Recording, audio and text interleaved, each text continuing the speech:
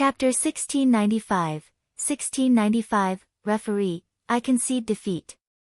I won't compete, the man said ahead of Yuan. You want to concede defeat? The referee looked at the S-rank mercenary with surprise. This student was remarkably stronger than Meng Tian, but he conceded defeat without even an attack. I concede defeat. Then the man jumped down the stage without a glance at Yuan, leaving a dumbfounded Yuan behind. Yuan wins, advancing to 8th place in the top 10, the referee had no choice but to announce that. Yuan, you can choose to rest for a moment before continuing your challenge. You can choose to not rest too, the referee said. I choose him. Yuan pointed at the S-rank mercenary, a rank above the previous mercenary. Why did this woman choose me? Is there something wrong with her? It's not like I know her. The man frowned and left the top 10 seats with a displeased expression. The man walked onto the stage and stuck up his middle finger toward Yuan before saying to the referee, I concede defeat. Then he immediately walked down from the stage without giving anyone a chance to say anything. The referee announced, Yuan wins, advancing to 7th place in the top 10. Yuan. Her strength when she wasn't drunk was complete trash compared to these true S-rank mercenaries, alright? What were they trying to do by conceding defeat one after another without hesitation? Yuan considered it for a moment and understood the situation. Only she knew that her strength rocketed to a frightening height after getting drunk. It didn't mean that other people knew. These S-rank mercenaries who were conceding defeat probably thought she was still the super powerful figure who could slaughter gods and demons on the stage from earlier. Powerful my ass. Yuan became spirited instantly. If things were like that, perhaps she could get first place. It wasn't necessary, but why would she reject a first place given to her? She wasn't dumb. You. Come down. Yuan's confidence burst from her, and she looked at one of the men sitting in the top 10. Me? The young man pointed at himself, taken by surprise. Yes, you. Come down. Yuan nodded. How about you pick a different person to challenge? The man asked her cautiously. Bullshit. She's challenging you. Hurry and get down there. Why are you freaking asking her to challenge someone else? What? You want to dig a trap for us? I'm telling you, if you don't go down now, I won't be so polite anymore. Shoved forward by everyone, the man unwillingly entered the stage without any choice. Attack, Yuan said. You attack first. The man shook his head. You first. No, I won't. The man looked unwilling. Yuan angrily glared at him. He was a towering S-rank mercenary and full-grown man. Why did he start acting coy with her? Yuan immediately struck the man with her hand. This man had to be willing to attack no matter what, or else it would be disadvantageous for her if the match was dragged out. Her weakness might be discovered. Hence, Yuan decisively attacked. If this truly didn't work, she could just surrender. However, before she could touch the man, he flipped and jumped down the stage. What? Come out and fight me if you can. What the heck is wrong with this man? The audience stared at the man with embarrassment. They wanted to insult him but abandoned that idea after some thought. He was still an S-rank mercenary, after all. It wouldn't be good if he held a grudge against them afterward. Chapter 1696, Yuan wins and advances to 6th place in the top 10, the referee declared. Yuan's eyes shifted as she surveyed the remaining mercenaries in the top 10. She grandiosely proposed, don't be so bothersome. Attack together, all of you. A commotion reverberated throughout the venue following her words. Yuan is at it again. Ji Xiuran helplessly smiled as he looked at Yuan. Meanwhile, Lord Azura furrowed his brows. What if those S-rank mercenaries were too outraged and did all attack at once? How would she get out of that mess then? A thrill surfaced in Elder Gong's eyes as he looked at his new disciple. For some reason, he felt like he was seeing worryless Nya again. Shadows of worryless leaked from every inch of her. No one knew the full depths of his sadness since worryless left Scarlet Flames Academy. Today, he could finally repay it with full interest. From now on, who would dare to say the disciples he taught were mediocre? Even the headmaster looked at Yi Wanwan with intrigue. This girl seemed rather interesting. The remaining S-rank mercenaries in the top 10 looked at each other. Senior brothers, junior brothers, this junior sister seems to be looking down on us. A burly S-rank mercenary got incensed and harshly glared at Yi Wanwan. Ha, you seem to have some misunderstanding. You should omit the words seems to, another S-rank mercenary chimed in. Do you need to ask? She wants to challenge all of us by herself. Of course she's looking down on us. Senior brothers, junior brothers, how about it? Let's go up and greet that junior sister. Can we act like men? We can't freaking concede defeat before the fight even starts. The burly mercenary looked extraordinarily ferocious. I'm a woman, so I won't go up. I concede defeat. Good luck, men.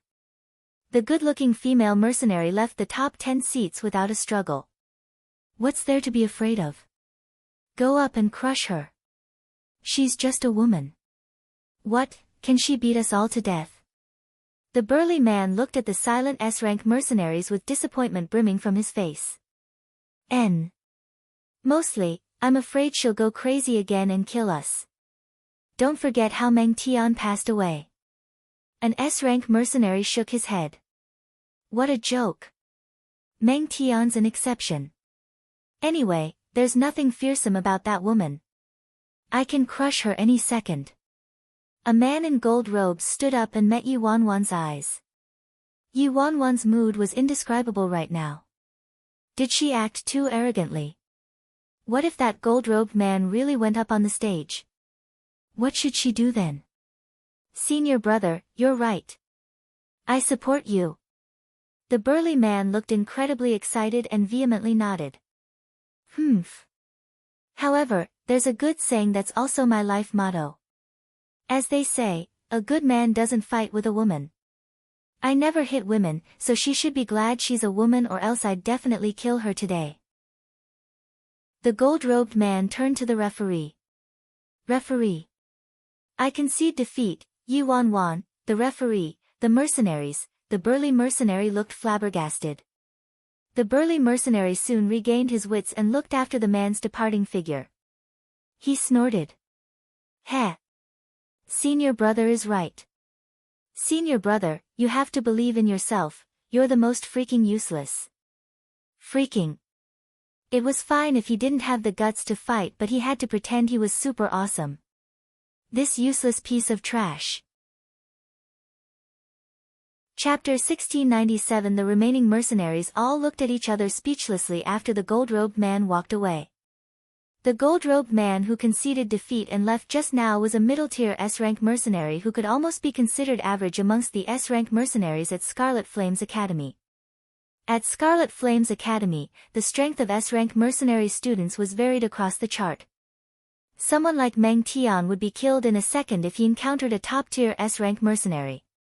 Only normal S-rank mercenaries participated in this year's martial competition, and barely any higher-leveled S-rank mercenaries attended. The majority of them were carrying out missions outside. Forget it, that senior brother's strength is the highest amongst us, but even he surrendered. I won't fight either. An S-rank mercenary turned to the referee and said, I concede defeat. I also concede defeat. The few remaining S-rank mercenaries also conceded defeat, leaving the burly mercenary dumbstruck. They all surrendered. They hadn't even started fighting, so how did they know they would lose for sure? Moreover, even if this woman was formidable, they had numbers on their side, so it was uncertain who'd come out on top if the few of them fought with everything they had. What about you? Are you fighting or conceding? The referee promptly turned to the remaining burly man left in the top 10. The burly mercenary was startled. Are you kidding me? The burly man stared at the referee and snorted. Of course I'm fighting. Then hurry up, the referee responded.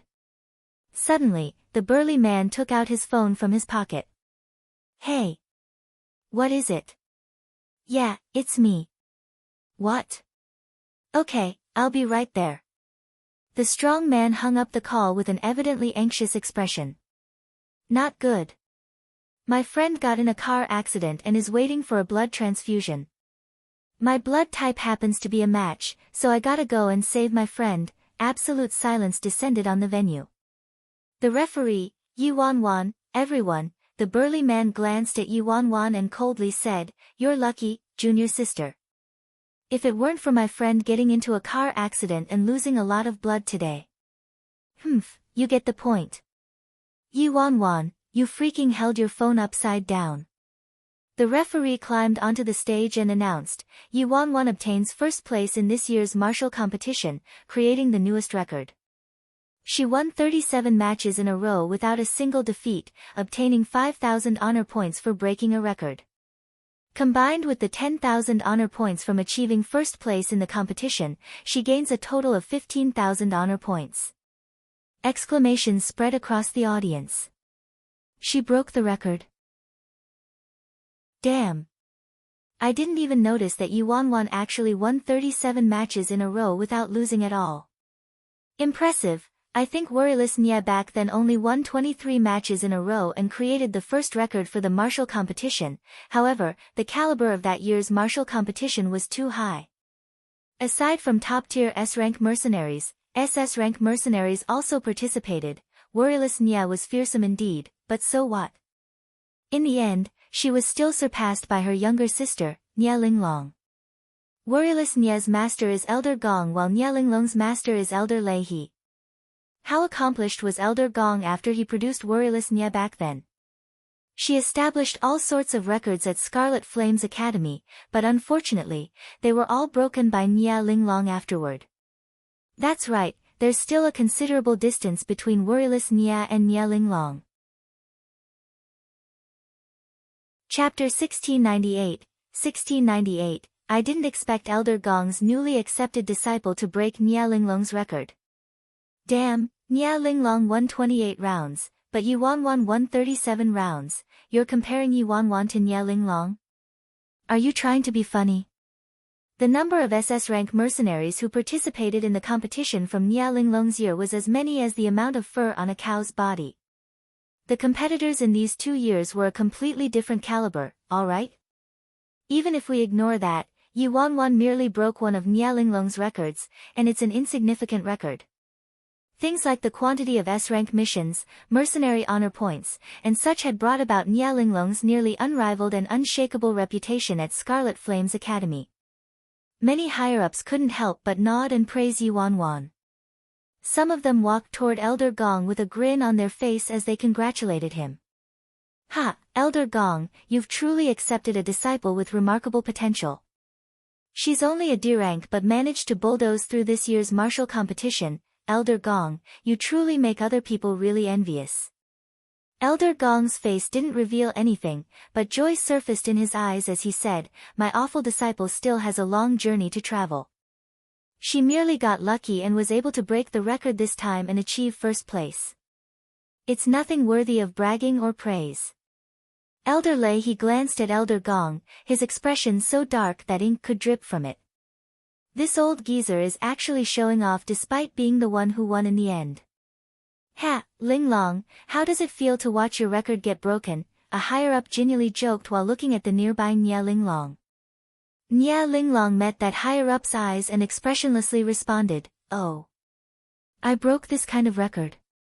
Of course. You won 28 matches in a row the first time you competed in the martial competition and broke the record of your sister, Worryless Nya. The higher-up nodded frantically. Did Nya Linglong forget her own record-breaking? I see. Nya Linglong nodded lightly and detachedly said, I don't take this kind of minor record to heart, so I must have forgotten it with the passing of time. Ha, the higher-up laughed. That's true. Linglong, the martial competition from your year had a much higher caliber than this year's. Furthermore, you did break quite a number of major records, so it's normal for you to forget about a record like this. Nia Linglong walked towards Scarlet Flame's headmaster and said, "Headmaster, I'll excuse myself now since the competition has concluded." The headmaster nodded, giving her the go-ahead. "My lord, the competition is over and it's late. There are still many matters requiring my lord's attention, so why don't we leave soon?" Jiang Yen quietly asked the expressionless man next to him. "Then I'll also excuse myself now." Seeing the dust settle for this competition and everyone's successive departures, Lord Azura stood up and said, "I'll be taking my leave now, headmaster." "Help yourself, Lord Azura." The headmaster nodded. Lord Azura merely walked a few steps before suddenly turning around, his bone-chilling gaze landing on the unmoving Ji Shuran. Emperor Ji seems to be abundant in free time. The competition has already ended, so why is Emperor Ji still staying? Lord Azura aloofly asked the other man. Ji Shuran smiled faintly. "May I ask what it has to do with Lord Azura whether I have an abundance of free time and whether or not I'm staying or leaving?" Chapter 1699, 1699 Lord Azura and Emperor Ji abruptly drawing their swords at each other took everyone by surprise. Why did the affectionate family from a minute ago fill the arena with the smell of gunpowder without any warning? No one knew why the duo suddenly acted like this. "Emperor Ji, the competition has ended, so if you are busy, you can leave," Elder Gong said to Ji Shuran as he walked up. Ji Shuran was silent for a moment before responding, "All right." After bidding the headmaster farewell, Ji Shuran looked at Lord Azura. "If you please, Lord Azura." Under everyone's shocked gazes, Emperor Ji and Lord Azura left side by side without another word between them. On the stage, Yi Wanwan was speechless. These two were rather strange. However, what baffled Yi Wanwan was, did Lord Azura recognize her? If Lord Azura wasn't Si Yihan, how could he recognize her in this disguise? Yi Wanwan didn't deliberate the matter too deeply since she was nearly certain that Lord Azura was Si Yihan. Any further contemplation was meaningless. She then became puzzled. From this competition, she earned 5,000 honor points from creating a new record and 10,000 points from achieving first place. Combined with the 10,000 points from completing 2 A-rank missions from earlier, she now possessed 25,000 honor points in total. It sounded rather nice, but what was the point of these mercenary honor points? "Wan Wan, come here," Elder Gong said to her with a smile from the VIP seats. Yi Wanwan immediately walked toward Elder Gong and greeted him with a cheerful grin, "Master." Wanwan, your result from the martial competition exceeded my expectations. You broke a record and even won first place." Elder Gong looked immensely satisfied. "Master, I'm mediocre. It was all because those senior brothers and sisters were easy on me and purposely conceded defeat. Otherwise, how could I have gotten first place?" Yi Wanwan responded with a soft chuckle. The nearby elder Lei he imperceptibly glanced at them. Those last few people were easy on Yi Wanwan, but of his disciples, one was killed while the other was injured by Yi Wanwan. "Ha, great, great, great. I'm comforted by your humility," Elder Gong said joyously. Elder Gong continued, "Wanwan, you now possess 25,000 honor points, so you can promote your own mercenary rank. 25,000 points are just enough for a promotion to A rank." Through Elder Gong's explanation, Yi Wanwan finally understood that to become a high-ranking mercenary at Scarlet Flame's Academy and enjoy the finest treatment, a person had to have enough mercenary honor points on top of possessing the appropriate strength. Promotion to an A-rank mercenary required 25,000 honor points while S-rank required 50,000 points. Of course, it was a fool's dream to want to obtain enough mercenary points without adequate strength. Normally speaking, completing one top-tier A-rank mission merely gave a few thousand honor points. If you had enough strength, you could marathon missions, and it wouldn't be difficult to advance to A-rank or S-rank. Aside from using honor points to promote your own rank, there were a million other uses. For example, you could have the headmaster of Scarlet Flame's Academy personally weld a weapon for you, hire super high-ranking Scarlet Flames students, etc. At Scarlet Flame's Academy, mercenary honor points meant everything. Chapter 1700 Promote yourself to A rank first, then do more missions. You'll be able to become an S rank mercenary in 2 months at most, Elder Gong said with a smile. Yi Wanwan shook her head. She didn't think much of mercenary honor points before Elder Gong's explanation. Now though, she discovered that the uses of honor points were too immense. Master, I won't promote my mercenary rank yet, Yi Wanwan refuted after a moment of deliberation. What did you say? Elder Gong knitted his brows. She won't promote her mercenary rank? The treatment of a D rank mercenary versus an A rank mercenary in the mercenary world was worlds apart. I wonder. Can I use my honor points to request Sir Headmaster to help me with something? Yi Wanwan turned to the nearby headmaster with hope in her eyes. It would be a fairy tale for her to recover her memories relying on herself alone. However, if Scarlet Flame's headmaster was willing to help, then her chances of recovering her memories would be tremendous. Of course you can, the headmaster responded with a smile. My weapon welding abilities are passable too. Wanwan, the headmaster's weapon welding abilities in the independent state are unrivaled. Master would approve if you wanted to use your honor points to request the headmaster to help you weld a handy weapon. Of course, you could also request the headmaster to give you instructions in different areas, including martial techniques, Elder Gong explained. Master, can I speak to the headmaster alone? Yi Wanwan asked curiously. You can. It was the headmaster who answered. Soon, Yi Wanwan followed the headmaster to his office. Speak, student Yi, the headmaster said to her. Headmaster, to be frank with you, I know about your hypnosis abilities, so I would like to request the headmaster to hypnotize me. Yi Wanwan's eyes looked firm. Hypnosis? The headmaster was startled. There were indeed many students who requested him to hypnotize them. Most of them were afflicted with wounds from love and wanted to seal their memories related to love. However, looking at the student in front of him, she probably wasn't afflicted with love wounds. Student Yi, most people who request me to hypnotize them are afflicted with love wounds and want to seal their painful memories. Is this your reasoning too? The headmaster asked with uncertainty. I don't think so. Headmaster, it's like this. I lost a segment of my memory and would like to request the headmaster to help me recover that lost segment, Yi Wanwan spoke frankly, not wanting to speak in circles. You lost a segment of your memory? The headmaster frowned. How could someone lose memories out of nowhere? So you want to use your honor points to have me hypnotize you and see if I can recover your lost memories? The headmaster looked pensive. Right. That's what I meant. Yi Wanwan nodded several times. Student Yi, sit down first. The headmaster had Yi Wanwan lie down on the sofa. Then he sat down next to Yi Wanwan as though he was about to have a casual chat with her and took out an antique pocket watch. Under the headmaster's instructions, Yi Wanwan stared at the second hand on the watch and continuously answered the headmaster's questions. An unknown amount of time passed. It was like the blink of an eye but also like an entire century had passed.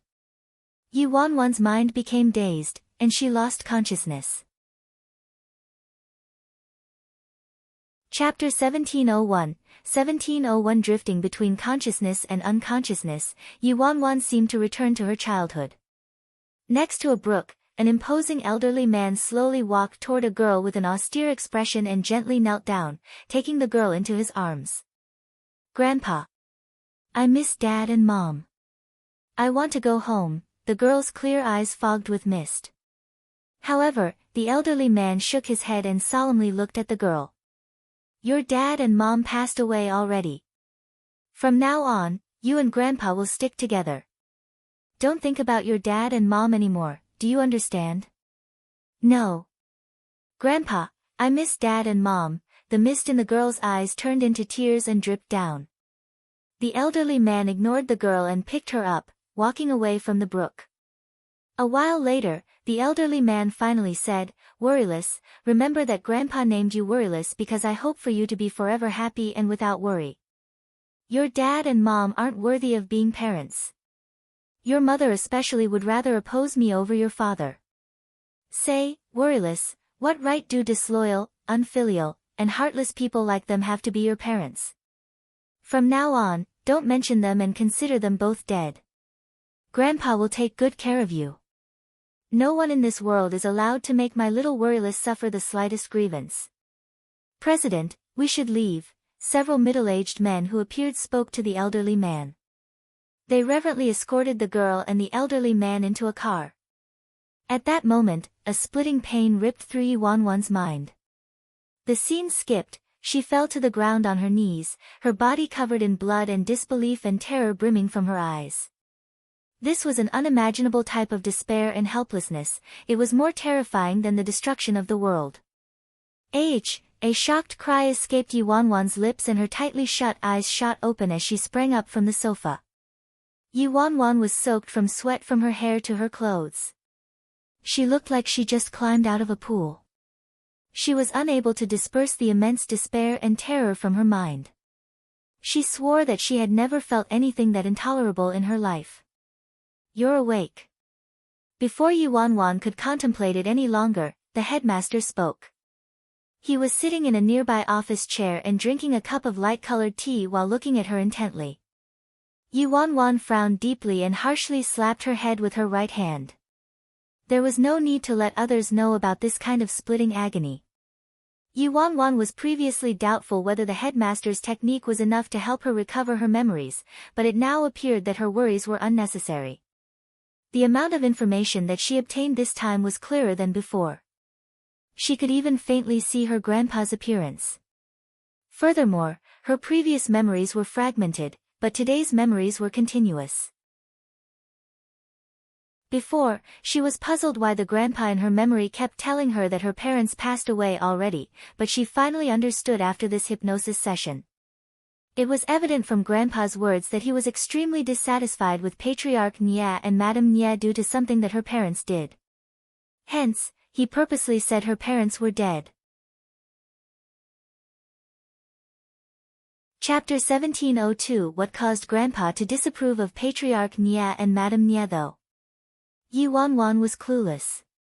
She also vaguely remembered that the middle-aged men who arrived in the end treated Grandpa with considerable respect and called him President.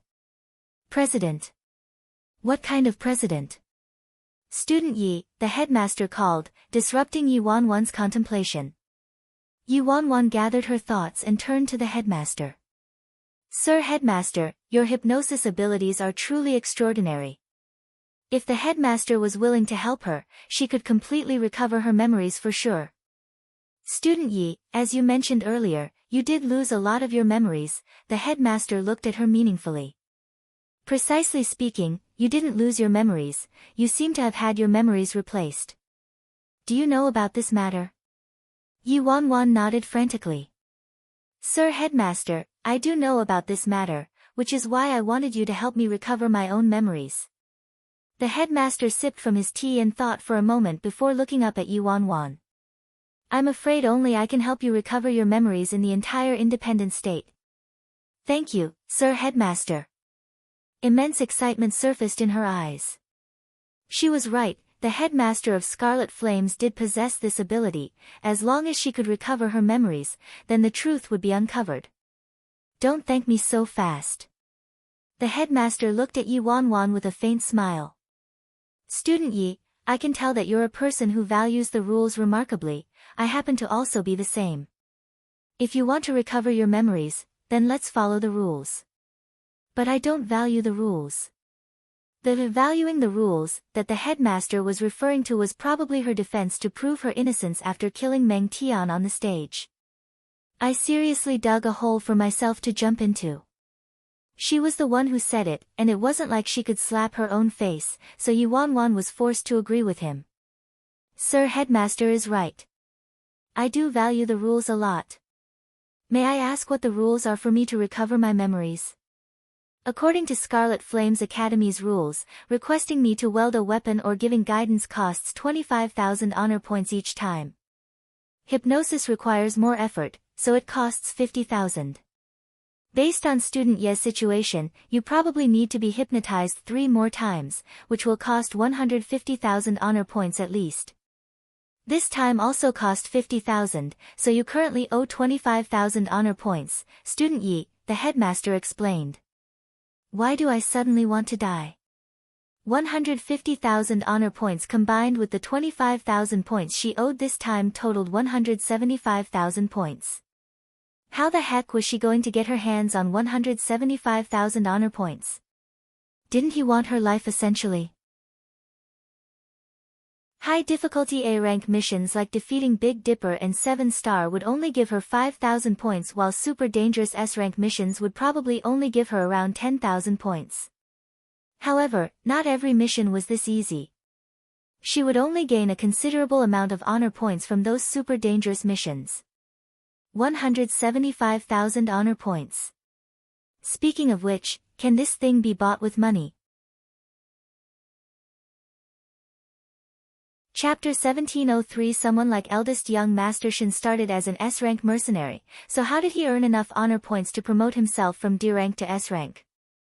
No way would Yi Wanwan believe that eldest young Master Shin was promoted from actually doing missions and gaining honor points himself. If honor points could be bought with money, it would make things much simpler. 175,000 honor points shouldn't be a big problem. Sir Headmaster, how about you help me recover my memory first? Let's say I also owe you the other 150,000 for now. What do you think? Yi Wanwan eagerly stared at the headmaster with an ingratiating smile. Owe them? The headmaster was startled. This was the first time someone dared to bring up this kind of request to him at Scarlet Flames Academy. Yi Wanwan already owed 25,000 honor points, which was already a first in the history of Scarlet Flames Academy. Now, this girl actually wanted to owe him the other 150,000 too. What an utter fantasy. No. You already owe 25,000 honor points, so you must pay back the honor points first. You aren't allowed to owe honor points from now on. The headmaster solemnly looked at Yi Wanwan. Fine, Yi Wanwan looked helpless. So what if she owed them? It wasn't like she wouldn't pay him back. If she could recover her memory, earning these honor points shouldn't be a problem.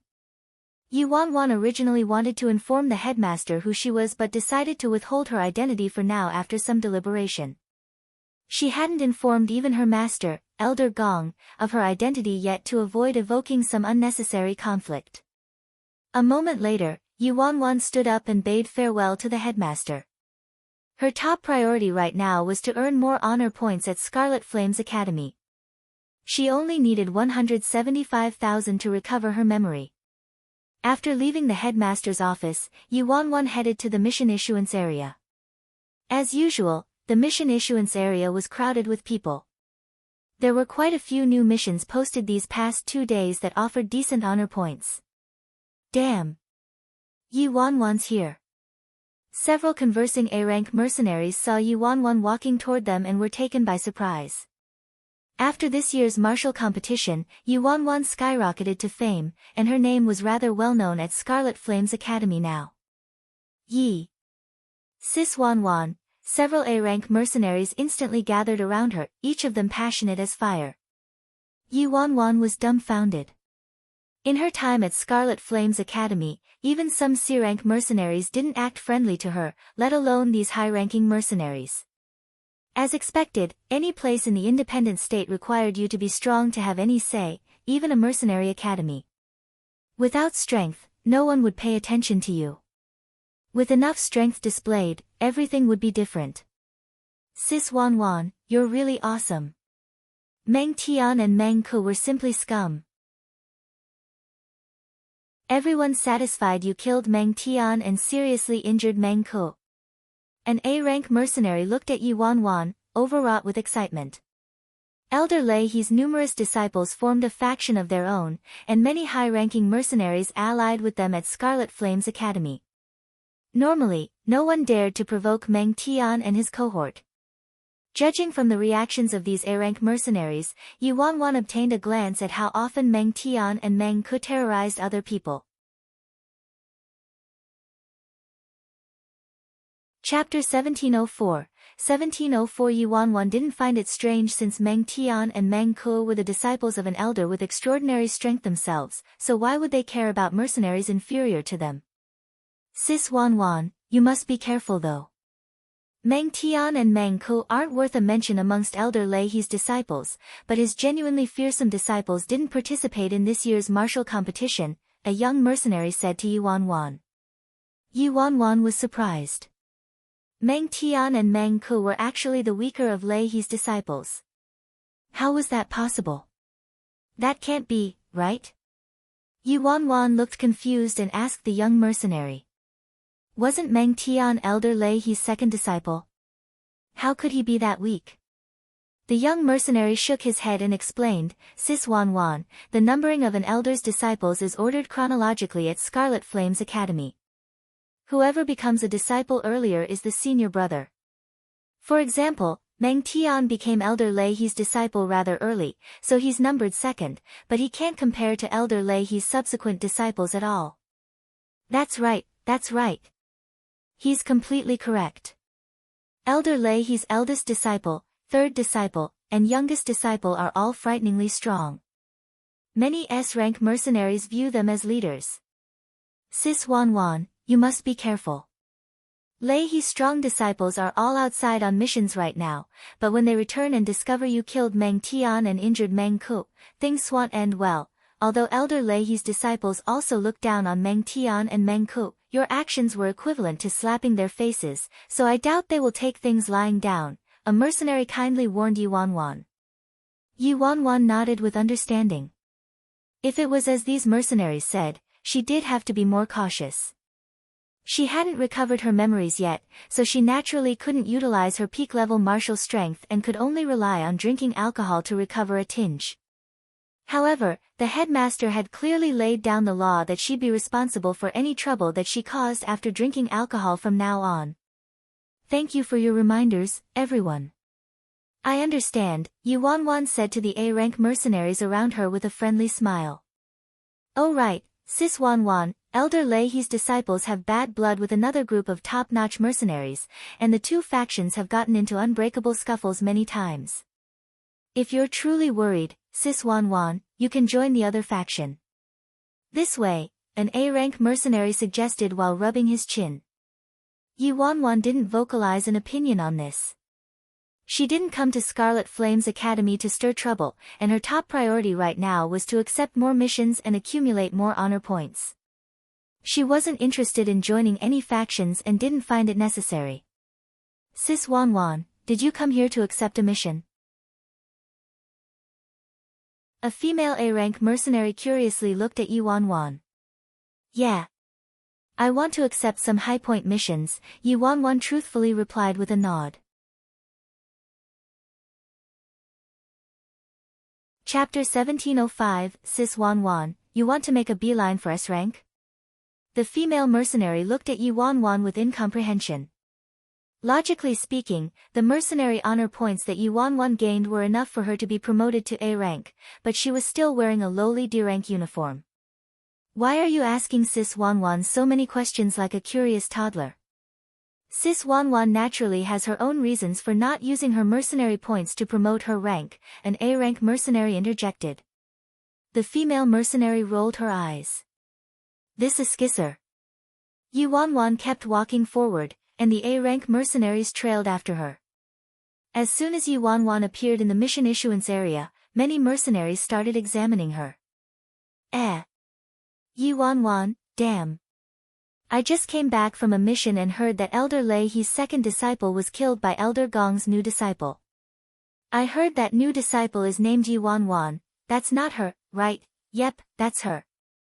A D-rank mercenary who acted extremely arrogant on stage and insisted on fighting 1 against 2 and challenged the 2 S-rank mercenaries, Meng Tian and Meng Ke, at the same time. In the end, she killed Meng Tian and seriously injured Meng Ke. Her undefeated record of dozens of successful matches broke senior sister Nye Linglong's martial competition record, and she won first place. That brutal? You weren't there. Now the live show, that's called brutal. The gossiping mercenaries hastily sealed their lips when they saw Yuanwan approaching. The C-rank and D-rank mercenaries all subconsciously retreated to the side and cleared a spot for Yi Wanwan upon seeing her. Yi Wanwan surveyed the mission board. The majority of them were C-rank and B-rank mercenaries and only rewarded 100 to 400 mercenary points after completion. Not only were these C-rank and B-rank missions a waste of time, but the meager mercenary points that they rewarded was utterly horrendous. If she had to accumulate 175,000 mercenary points from doing these C-rank and B-rank missions, her hair would turn white before she reached her goal. Yi Wanwan completely gave up on C-rank and B-rank missions. There was no way she would ever accept them. As for A-rank missions, the normal ones only rewarded 1,000 or so honor points while the middle-tier ones gave 2,000 to 3,000 points, and top-tier ones awarded 4,000 to 6,000 points. She could reluctantly accept that amount, but it wouldn't be sufficient for her to accept only A-rank missions. Using an average of 2,500 points per mission, she would need to complete 80 to 90 A-rank missions just to scrape together 175,000 points. It wasn't realistic for her to only stick with A-rank missions. To amass a large quantity of honor points in a short amount of time, her only option was to complete the top-tier S-rank missions, S+ rank missions, and even SS rank missions. However, these missions were currently too difficult for her. When Yi Wanwan suddenly caught sight of a few particular mission slips, her eyes contracted and her mouth gaped in disbelief.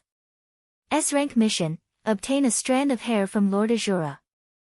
The completion reward is 10,000 honor points. S-rank mission: obtain a personal item from Emperor Ji, his bronze ring. The completion reward is 10,000 honor points. Chapter 1706 SSS rank mission: kill piece of shit. The completion reward is 100 million honor points. Yi Wanwan's eyes shot open. She counted a few more times and made sure she didn't count incorrectly. 100 million. Yi Wanwan gulped. She had never heard or seen an SSS rank mission. This couldn't be a new difficulty tailored for piece of shit, Shuehan, right? Also, what the heck was with 100 million honor points? Wasn't that too absurd? However, Yi Wanwan determined this kind of SSS rank mission had to be a joke, since who in the independent state could kill piece of shit? For this kind of impossible mission, it was meaningless even if you rewarded 1 billion, 10 billion, or 100 billion, let alone 100 million. Yi Wanwan deliberated it for a moment before strolling forward and nonchalantly ripping 3 mission slips off. S-rank mission: obtain a strand of hair from Lord Azura. The completion reward is 10,000 honor points. S-rank mission: obtain a personal item from Emperor Ji, his bronze ring. The completion reward is 10,000 honor points. A-rank mission: head to China and destroy the defected mercenary group. The completion reward is 5,000 honor points. Lord Azura and Ji Shuran's 2 missions were rather valuable.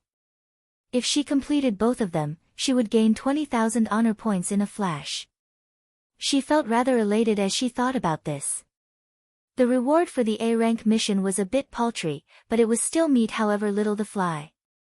Anyway, she had to return to China soon, so she would finish the mission related to China first. There wasn't much time left in the half-year period. The sooner her return trip to China was, the better. She couldn't drag it out anymore. Her father and Yi Mufan didn't have much time left, and they were waiting for her. Aside from her father and brother's urgent matter, she also needed to take care of other matters.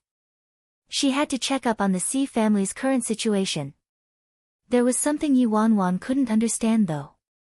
If Lord Azura really was C Yihan, why was he unconcerned by the C family's situation despite knowing about it and being able to squash the revolt with a single finger as Lord Azura? It would be fine if it was anybody else, and Yi Wanwan could understand if Lord Azura was unwilling to take care of it. However, she heard that Grandma's situation wasn't great, so how could Lord Azura ignore even Grandma if he was C Yihan? Yi Wanwan couldn't understand his indifference to Grandma. During her contemplation, a commotion swept through her surroundings. Damn! Senior Brother Grim Reaper is back.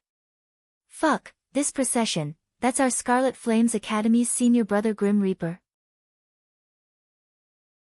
Senior Brother Grim Reaper is probably the most famous person in the entire Scarlet Flames Academy, right? He's not only Grim Reaper, but he's also the eldest young master of the Shin family, one of the Independent State's 4 great clans. Amongst the 4 great clans of the Independent State, the Shin family was the most unique clan. They relied on their frightening wealth to control the Independent State. Moreover, almost all 3 of the Independent State's great academies had intimate connections with the Shin family. Whether it was Scarlet Flames Academy or Stars and Sun Academy, they were sponsored by the Shin family's wealth. Patriarch Shin's 2 sons and 1 daughter were all separately enrolled into the 3 great academies, and eldest young Master Shin was at Scarlet Flames Academy. Aside from the most terrifying, top-notch mercenaries in the 3 great mercenary academies, the most dangerous people were these 3 big shots from the Shin family. Chapter 1707. 1707. Several top-tier S-rank mercenaries were at eldest young Master Shin's side, guarding him. Everyone watched as eldest young Master Shin haughtily and pompously swaggered into the mission issuance area with his head high and chest out. Yi Wanwan looked at him, flabbergasted. This procession had quite the flair. Senior Brother Grim Reaper. Zhang Zuinyan suddenly dashed forward and headed for eldest young Master Shin. Before Zhang Zuinyan could reach his side though, one of the top-tier S-rank mercenaries suddenly blocked him and imperiously looked down on Zhang Zuinyan with an icy look. Scram! Zhang Zuinyan was startled and hastily said, "Senior brother, you've misunderstood. I'm friends with Senior Brother Grim Reaper." The S-rank mercenary turned to eldest young Master Shin behind him. "Boss. I mean, Senior Brother Grim Reaper, do you recognize this C-rank mercenary?" Eldest young Master Shin stared at Zhang Zuinyan in contemplation for a moment before asking, "What's your name?" "Senior Brother Grim Reaper, it's me. I'm Zhang Zuinyan." "You praised me before." "Praised you?" Eldest young Master Shin glanced at him. "Then do you remember how I praised you?" "Senior Brother Grim Reaper, you called me Little Smarty," Zhang Zuinyan replied honestly after some thinking. "Oh. I remember now." Eldest young Master Shin nodded. "Speak. What do you need?" "Senior Brother Grim Reaper, didn't you want me to monitor Meng Tian for you earlier?" Zhang Zuinyan asked with an obsequious smile. Some time ago, Meng Tian spoke rudely and offended eldest young Master Shin, so the young master had a C-rank mercenary monitor Meng Tian's every move and would deal with Meng Tian after he came back from his mission. "Little Smarty, where's that fucker, Meng Tian? Your Senior Brother Grim Reaper is gonna fuck him up today." Eldest young Master Shin glanced at the top-tier S-rank mercenaries around him.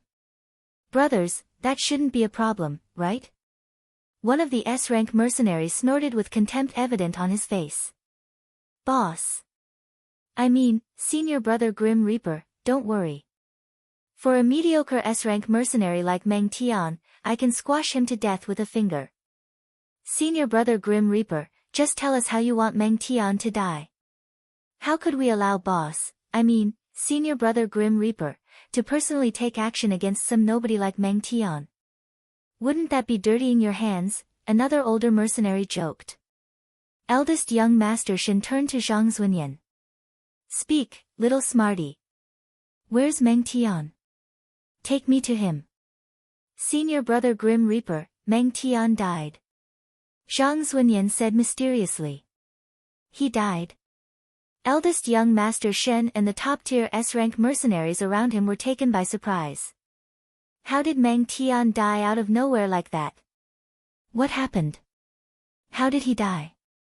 Eldest young Master Shin asked curiously. "He was beaten to death during the martial competition."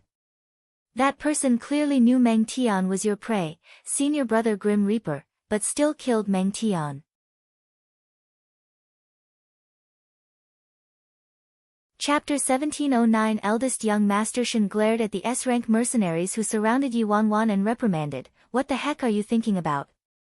The S-rank mercenaries all looked at each other, baffled. Wasn't it eldest young Master Shin who told them to beat up Yi Wanwan? However, since he said otherwise, they could only retreat and make their way toward Little Smarty, Zhang Zuinyan, instead. Zhang Zunyan was stunned and incredulous. What just happened? Why does senior brother Grim Reaper want them to beat me up all of a sudden? Before Zhang Zunyan could think further or react, fists started raining down on his face and body. The mercenaries in the mission issuance area were all bewildered. Why was Zhang Zunyan getting beaten out of the blue? Goddess. I've missed you so much, eldest young Master Shin said as he walked toward Yuanwan. Everyone's eyes widened in shock. This time, they were certain they didn't mishear. Eldest young Master Shin missed Yuanwan a lot. Yep, they heard it right, senior brother Grim Reaper knows Yuanwan. He likes Yuanwan. Obviously, damn. Is Zhang Zunyan an idiot? Senior brother Grim Reaper and Yuanwan must be old friends. He didn't even look into their relationship before sowing dissent. He seriously deserves to be beaten to death. Zhang Zunyan was laboriously using his arms to protect his head, wishing nothing more than to bawl. How could he have known that senior brother Grim Reaper knew Yuanwan? Not only that, but he also liked her. Little baby, little fairy. Did you miss me? Eldest young Master Shin gently asked while lovingly looking at Yuanwan. Yuanwan, there's seriously something wrong with eldest young Master Shin's head. Little fairy, you must have thought about me a lot. I missed you to death. Eldest young Master Shin continued with a smile after a lack of response from her. Yuanwan shook her head toward him with a beam. No, you didn't think about me. You must have been overthinking. Eldest young Master Shin, everyone turned to each other, bewildered. They didn't mishear, right?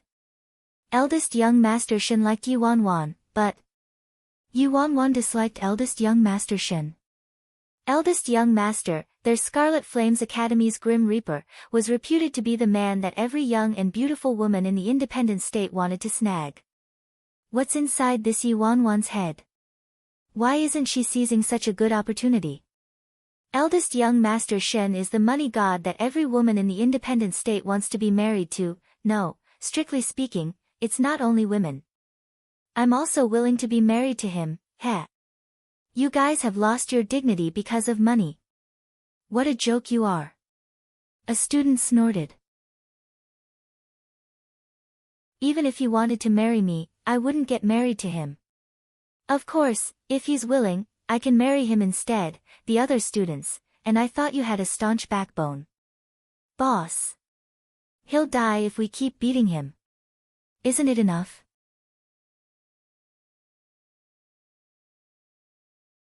Chapter 17:10. An S-rank mercenary stomped on the extremely battered Zhang Zunyan and asked eldest young Master Shen. Eldest young Master Shen stared at the bruised-faced Zhang Zunyan and impatiently waved his hand. Toss this little smarty far away. The sight of him angers me. Following eldest young Master Shen's orders, Zhang Zunyan was carted away by the mercenaries. Goddess, I'll shelter you at Scarlet Flames Academy. If anyone holds any ulterior motives against you, tell me directly, eldest young Master Shen happily said to Yuanwan. The onlooking students all couldn't help but shiver as they looked at Yuanwan. With Yuanwan's face, no one but eldest young Master Shen at Scarlet Flames would hold ulterior motives toward her. Not everyone had tastes as twisted as eldest young Master Shen. Oh right, I had something to ask you, Yuanwan asked seriously. Shin Tianqin was startled. What is it? What rank were you when you first enrolled at Scarlet Flames Academy? She asked. She was very curious about how eldest young Master Shen was promoted to S rank from D rank. The amount of mercenary points needed for promotion from D rank to S rank was frighteningly immense. Me? Eldest young Master Shen was baffled why Yuanwan mentioned this. The same as you, of course. I started as a D rank mercenary, he answered a moment later. Yuanwan pressed, then, how did you get promoted to D rank from S rank? Little fairy, this is a long story. It would take a while to tell. I see that you're only a D rank mercenary. How about I take you to do some missions? I guarantee that you can be promoted to between A rank and S rank within a year. Shin Tianqin declared confidently. Yuanwan, actually. What I'm asking is, can honor points be bought with money? Yu Wanwan leaned close to him and asked extremely quietly. Eldest young Master Shen furrowed his brows and sized her up before asking contemptuously, do you have money? Yu Wanwan angrily glared at him. No. Oh. If you don't, I actually have a very effective shortcut that can allow you to obtain a large amount of wealth in a short period of time. Shen Tianchen solemnly looked at her. All of the mercenary students in the mission issuance area imperceptibly crowded closer to the duo and perked up their ears. What method? Yu Wanwan was intrigued instantly. Eldest young Master Shen smiled. The method is very simple. Get married to me, Yu Wanwan, the mercenaries. That was the freaking shortcut to become wealthy and amass wealth in a short amount of time that eldest young Master Shen was referring to. Many students were stunned. Was eldest young Master Shen proposing to Yu Wanwan? Everyone originally thought eldest young Master Shen simply saw too many beautiful women in the independent state, so he wanted to switch up flavors.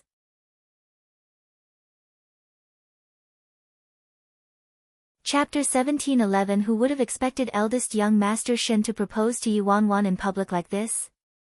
Many decent-looking female mercenaries all turned to look at Yu Wanwan with envy and jealousy in their eyes. But I'm uninterested in you, Yu Wanwan truthfully replied. The mercenaries, too freaking thrilling. Goddess, believe in me that feelings can be nurtured. Don't reject me in such a rush. I opened a cafe in Scarlet Flames Academy, so let's have coffee first and carefully discuss the matter with mercenary honor points. Eldest young Master Shen invited her with a chuckle. Then Yu Wanwan and eldest young Master Shen gradually left everyone's field of view. Inside the cafe's super VIP private room, a cup of specially made coffee sat on the table in front of Yu Wanwan, the fragrance assailing her nose.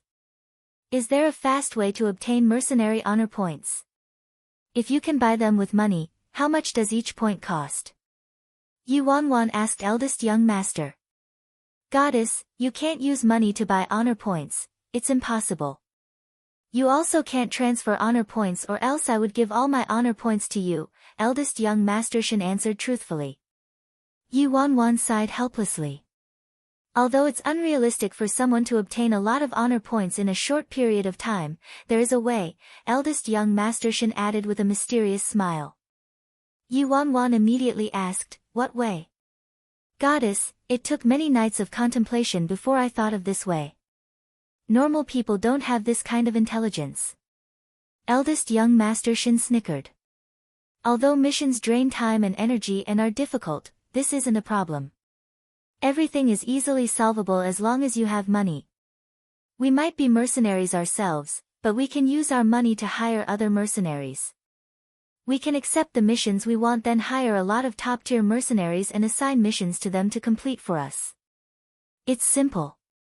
Yu Wanwan was shocked. This kind of crafty maneuver was possible. A mercenary hiring other mercenaries to complete a bunch of mercenary missions for them. After thinking about it carefully, this was indeed a very convenient and feasible method.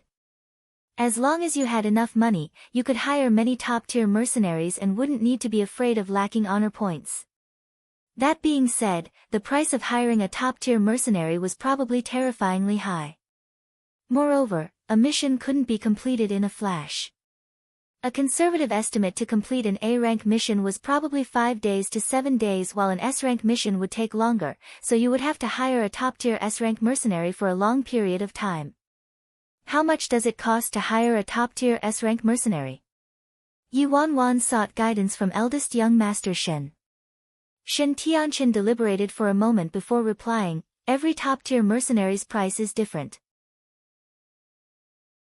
It'd be fine as long as you offer a price that incentivizes them, or else they would just complete the mission themselves. Why would they need to help you do it? Yu Wanwan was contemplative when she heard that. If things were like that, then she could dispatch the entire Fearless Alliance. She would be responsible for accepting missions, and the Fearless Alliance would be responsible for completing the missions.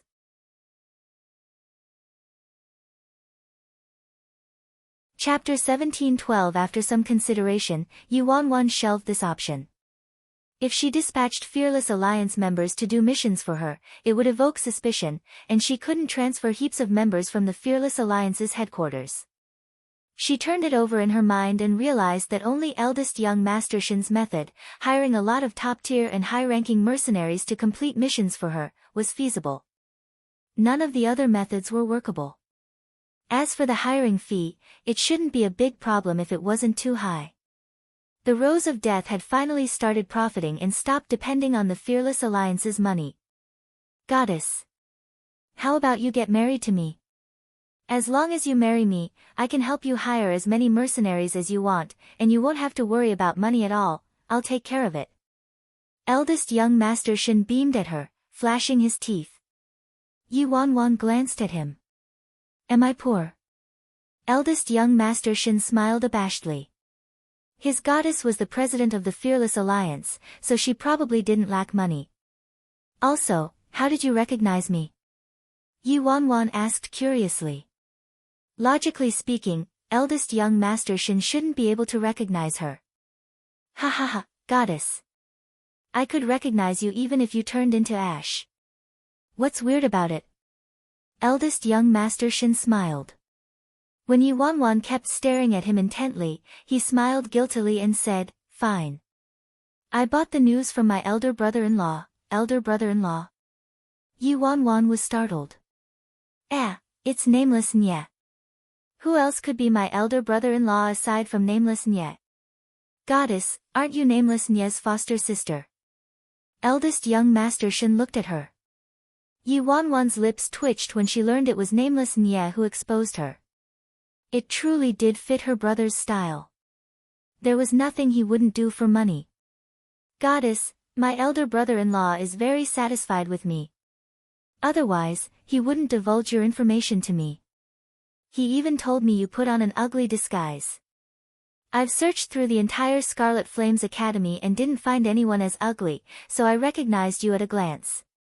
Shin Tianchin snickered mischievously. Am I the ugliest in all of Scarlet Flames Academy? After some more chatting with him, Yi Wanwan left the cafe and returned to the mission issuance area. Sis Wan, I heard you accepted that mission related to the defected mercenaries in China. Li Xian suddenly walked toward her from somewhere. What about it? Yi Wanwan looked at him in confusion. Sis Wan, you can't accept that mission.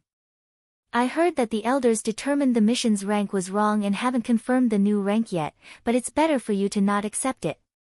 Li Xian hastily explained. Yi Wanwan didn't take it seriously though.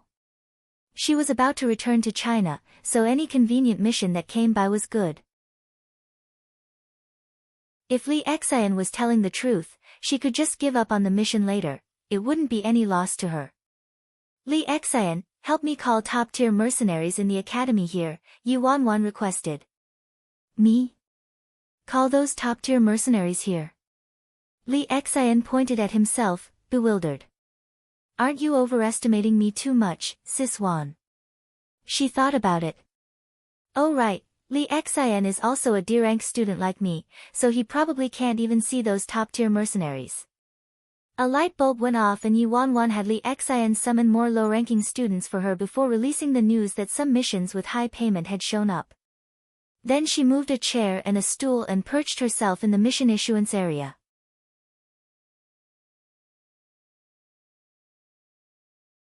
Chapter 1713 Yi Wanwan sat down on the office chair in front of a table with pens and paper lying on it. She watched as S-rank mercenaries kept walking past her, her frustration clear in her eyes. Is my stall not obvious enough? After these high-ranking mercenary students earned enough honor points, they could exchange their honor points for a lot of money in the academy, so Yi Wanwan thought it would be easy as long as the price she offered was higher than the academy's. However, her stall remained vacant. Li Xian already distributed the news, but a few D-rank mercenaries didn't have much influence, so most people probably didn't believe them. As Yi Wanwan was in the middle of shaking her head and sighing, a young A-rank mercenary stopped in front of Yi Wanwan's table and examined it for a moment before asking with a frown, "What's this stall for?" Yi Wanwan instantly became energized by the appearance of a visitor. She surveyed the A-rank mercenary who had a clean and pretty appearance. I'm here to issue missions. Yu Wanwan studied the young mercenary. You issue missions? The A-rank mercenary looked at her in confusion. That's right. Yu Wanwan nodded and explained, you use my name to accept a mission, and I can give you money after you complete the mission. So you're saying that I'll use your name to accept missions, and the honor points upon completion will go to you, but you'll give me money in exchange? Is that it? The A-rank mercenary asked. Yes, that's what I meant, Yu Wanwan responded with a nod. To put it plainly, she was exchanging honor points with money. What price can you pay? The A-rank mercenary asked her with a frown. Yu Wanwan looked around her before quietly answering, I can pay 1% more than the academy. 1%? The A-rank mercenary shook his head promptly. Only 1%? That's not much money. Forget it. The A-rank mercenary turned around to leave. Yu Wanwan hastily called out, come back. I'll raise the price. By how much? The A-rank mercenary turned around and came back to her. 2%. Goodbye. Wait, 3%. That's enough, right? Yu Wanwan quickly blocked him. That's too little. He shook his head. Fine, fine, fine. Tell me how much I should increase it by then. Only one person stopped by after half a day, so how could she allow him to leave like that? Senior brother Grim Reaper also did something similar before, but the price he offered was 300% of the academy's price, the A-rank mercenary said while looking at her. Yu Wanwan was startled. 300%? I wouldn't have enough even if I sold the Fearless Alliance and the Rose of Death. Then, you should go find senior brother Grim Reaper. The corners of Yu Wanwan's lips twitched. She really couldn't pay that amount. She couldn't compete with a filthy rich young master. This was before. Senior brother Grim Reaper hasn't done this in a while, so you should at least pay a reasonable price for us to put our life on the line for you, right? The A-rank mercenary responded. Name a price. Yu Wanwan furrowed her brows. 10%. The A-rank mercenary finally named his desired price after a while. How about this? I can only pay 8%. If that's reasonable to you, you can take it. If it isn't, forget it. Yu Wanwan sighed. The market had been completely disrupted by eldest young Master Shen.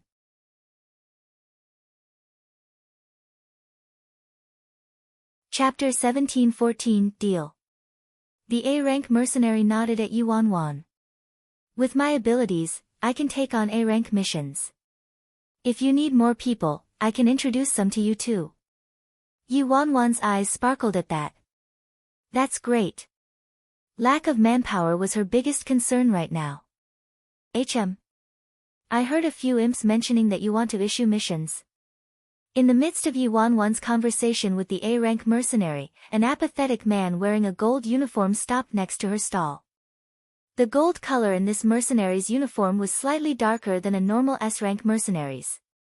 SS rank, Yu Wanwan was surprised by the newcomer.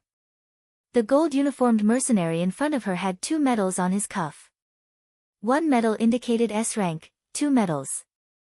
SS rank. Then. I'll leave you guys to talk. I'll go find people now. The A-rank mercenary's imposing aura dissipated as soon as he saw the SS rank mercenary, and he immediately turned to leave. That's right, that's right. Yu Wanwan was ecstatic due to the SS rank mercenary. This was her first time seeing an SS rank mercenary since she enrolled in Scarlet Flame's Academy. Normal SS rank mercenaries like Meng Tian and Meng Ku probably weren't even worthy of holding an SS rank mercenary's shoes for them. They were 2 completely different levels. I use your name to accept missions, and you take the mercenary points while I take the money. Correct? The SS rank mercenary asked her. Yu Wanwan nodded immediately. That's right. Junior sister, I'm sure you also know that you can exchange honor points for money at Scarlet Flame's Academy. Unless your price is higher than Scarlet Flame's Academy's, let's drop this conversation, the SS rank mercenary said. I can pay 8% more. Yu Wanwan responded quietly. Oh. Are you serious, junior sister? The SS rank mercenaries' eyes brightened. It wasn't difficult for mercenaries at their level to perform S-rank missions, unlike A-rank mercenaries. Paying 8% above the Academy's price was a considerable amount already. In the past, some sons and daughters of patrician families did something similar, but they only paid 2 or 3% at most. After all, someone like eldest young Master Shen was a completely special case and couldn't be used as a point of reference. Boss, I can get however many mission points you need. Have everyone else scram. What can garbage like the A-rank mercenary I just saw do? The SS rank mercenary said. No wonder he's an SS rank mercenary. His damn mask was flawless. I need about 170 to 180,000, Yu Wanwan truthfully answered after a moment of thought. The number presented by Yu Wanwan made the mercenary contemplative. Boss, why do you need so many honor points? Relying on me alone to obtain 170 to 180,000 points probably isn't too realistic. Even if I could do it, it would take too long. The SS rank mercenary sighed. He couldn't devour this feast by himself. He continued, however, boss. I have a good relationship with a few other students who are quite strong too. Do you need them, boss? If you do, I can tell them to come here. You just need to pay the same price. Yes. Call them here. The more the better. Yu Wanwan vehemently nodded with elation in her eyes.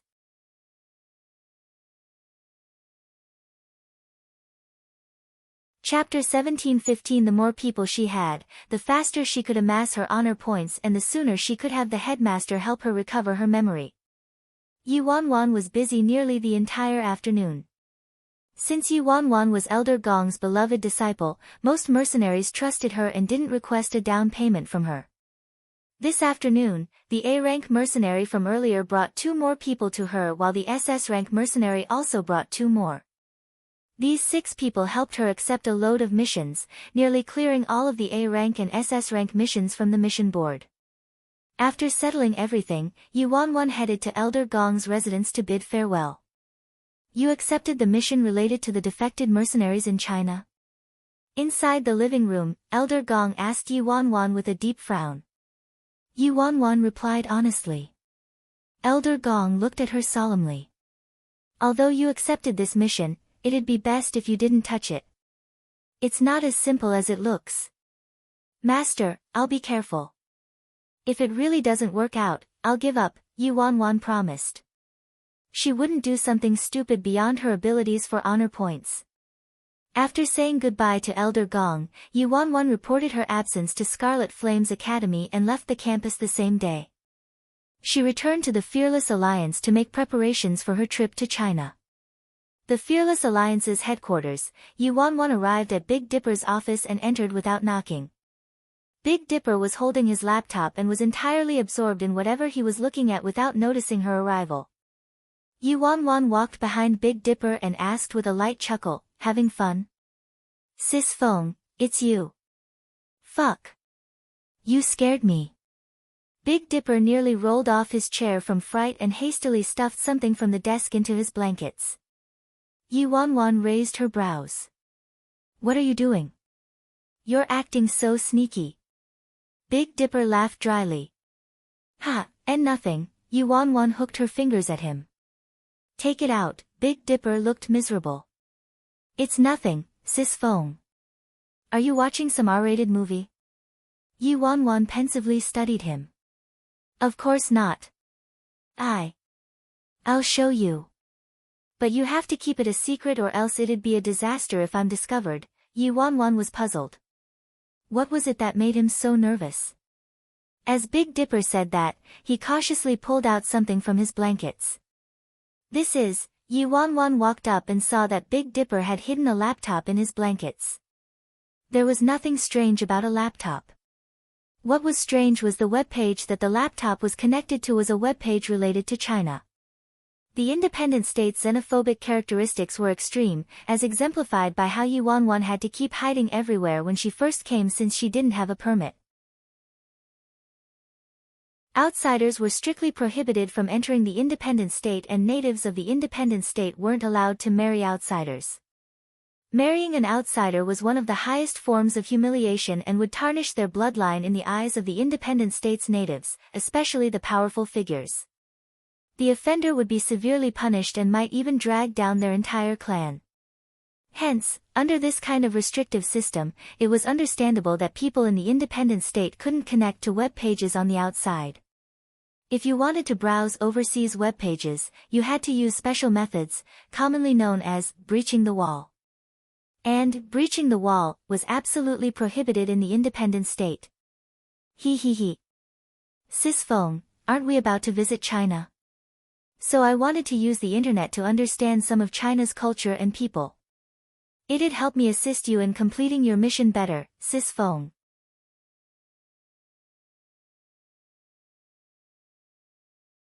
Chapter 1716. Big Dipper said it so nobly that she probably would have believed it if it weren't for the portrait photos of a female celebrity opened on his browser. Oh. Understanding the culture and people, huh? This is how you understand the culture and people. Yu Wanwan stared at the female portraits on the webpage. The culture and the people. I'm understanding the people, nothing wrong with that. Then he ingratiatingly tried to bribe her. Sis Feng, I spent a lot of money and effort just to connect to the external network. But you can use it, you can use it. Yu Wanwan happened to want to understand the current situation too, so she sat down in front of the laptop. She was standing at a distance earlier, so she couldn't identify the female celebrity. After getting closer, she surprisingly found the celebrity to be someone familiar, and her fingers on the mouse paused involuntarily. Sis Feng, this is my goddess. She's pretty, right? Big Dipper enthusiastically introduced her. What surprised Yu Wanwan was that this female celebrity was actually Jiang Yanran. On the webpage was a set of portraits featuring Jiang Yanran, and in the photos, Jiang Yanran was dressed sexily and boldly. The level of explicitness was within an acceptable range, and shooting sexy portraits was a normal matter for female celebrities since sexy portraits could be shot classily and artistically too. However, the set that Yu Wanwan was seeing was rather mediocre and evidently a bit vulgar. No wonder she didn't recognize these pictures earlier. These photos weren't Jiang Yanran's old style at all. It appeared that after she left, the team started preparing to have Jiang Yanran switch styles. Big Dipper proudly flaunted, "This is my goddess' first time going the sexy route. It's simply a treat for male fans." These photos worked quite well on fans like Big Dipper, so he naturally didn't see what Yu Wanwan saw. Big Dipper was joyously enjoying his goddess photos when the screen suddenly switched and Yu Wanwan started browsing something else. "My goddess," Big Dipper howled resentfully. Big Dipper breached the wall rather well and the webpage loaded very fast. After Yu Wanwan typed in Gong Su, a lot of related news and gossip articles popped up quickly. Her face darkened as she skimmed the news and gossip articles. After snatching the Best Actor award, Gong Su's reputation in the industry took a complete about-face and became a model of encouragement. However, how long had it been? He already reverted back to his original state. Gossip about romance fluttered in the air, and the identity of his rumored girlfriend kept switching, and even the photos that were shot were horrendous. He recently accepted a film with a very eye-catching topic, and the producers announced that there would be explicit bed scenes in the film in an attempt to madly advertise it and entice curious audiences. Yu Wanwan shook her head helplessly with a disappointed expression.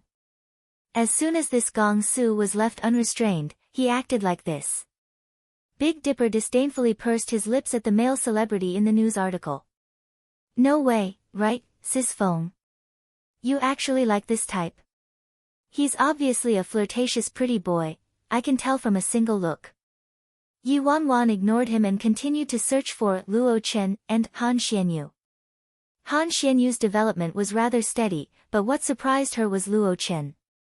This child actually started dating, and his partner was a newbie in the industry whose popularity had been quite hyped up recently. Big Dipper looked completely unsurprised as he watched Sis Feng continuing to search for news related to pretty boys. He kept making comments next to her.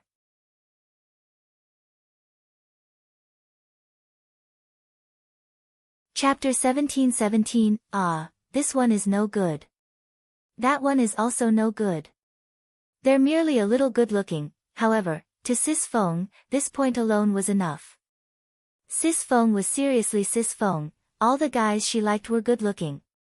At that moment, Yi Wanwan had tuned Big Dipper out completely and was intently staring at the laptop screen. There wasn't much to comment about Han Xianyu since his strength and quality were laid bare, and Luo Qin was rather steady too, but he did surprise her by getting a girlfriend. As for Gong Su, what was there to say about him? After gaining enormous popularity in China, he started exposing his nature again. He was lazy and more diligent about changing his girlfriends than his undergarments. Moreover, he didn't care about outside criticism and persisted in doing whatever he wanted. If this continued, Gong Su would probably meet his end. The most troublesome one was Gong Su, and his manager likely couldn't control him. While Yi Wanwan was browsing this page, a window suddenly popped out. She was instantly caught by the information in the window. It was a live broadcast. Who's this sister? Big Dipper asked curiously as his gaze also landed on the live broadcast. The woman in the broadcast had an extremely formidable aura and was wearing a bright red gown, her skirt dragging on the floor. Her backdrop seemed to be at a banquet. When the woman appeared in her resplendent attire, she attracted everyone's attention instantly. The host ceremoniously began with a grin, "Yes. Today, Emperor Sky Entertainment will announce a piece of breaking news. Everyone should know about this piece of news already since it's been wildly spreading lately. That's right. Half a month ago, Emperor Sky Entertainment acquired the Age of the Immortals." Following the host's words, many important figures in the entertainment industry looked at each other in surprise. In the end, everyone stood up and started clapping. "I'm very honored to become colleagues with everyone from the Age of the Immortals and happy that all the employees from the Age of the Immortals will join the big family of Emperor Sky Entertainment. I hope we can progress with Age of the Immortals hand in hand and create brilliance," Yi declared with an imposing aura, looking magnificent under the gaze of thousands of people. "Great. Thank you for attending the banquet today, President Yi. Next, we will have the CEO of the Age of the Immortals come up." "Yao Jiawen, CEO Yao," the host announced cheerfully. A young girl gracefully walked onto the stage. When Yi Wanwan saw the girl's face, she was startled. She wasn't a stranger to the girl the host called the CEO of the Age of the Immortals, Yao Jiawen. Back in China, Yi Wanwan accidentally bumped into a girl, causing the girl's documents to scatter all over the ground. When she helped the girl pick up the papers, she discovered the girl to be an unpopular manager. She caught a glimpse of her CV and background and discovered that the girl was decently talented but was clumsy at social niceties, so she wasn't doing well in the industry. She cherished this talent, so she had Yao Jiawen apply at the Age of Immortals. As she expected, Yao Jiawen was talented and produced a popular artist at the Age of Immortals. Yi Wanwan herself also looked after Yao Jiawen and trained her personally. Now though, she hadn't been in the independent state for that long, so how did Yao Jiawen become the CEO of the Age of the Immortals? Furthermore, she led the Age of the Immortals to join Emperor Sky Entertainment.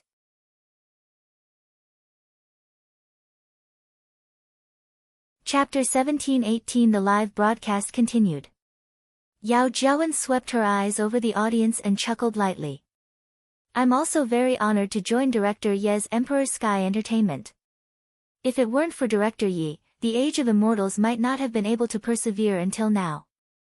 We're also very apologetic regarding the errors that our previous CEO, Yi Bai, committed." Whenever Jiawen mentioned the previous CEO of the Age of Immortals, Yi Bai, a commotion erupted in the venue. According to Yao Jiawen's explanation, Yi Bai embezzled all of the Age of Immortals funds and fled from China, erasing all her tracks and causing the Age of Immortals to be paralyzed like never before. And the reality seemed to match her story. Yi Bai had disappeared for several months without any news. May I ask for your opinion on Yi Bai's embezzlement of the Age of Immortals funds, CEO Yao? A reporter asked her. Yao Jiawen nodded and said, this was an extremely selfish and irresponsible act that's also a crime.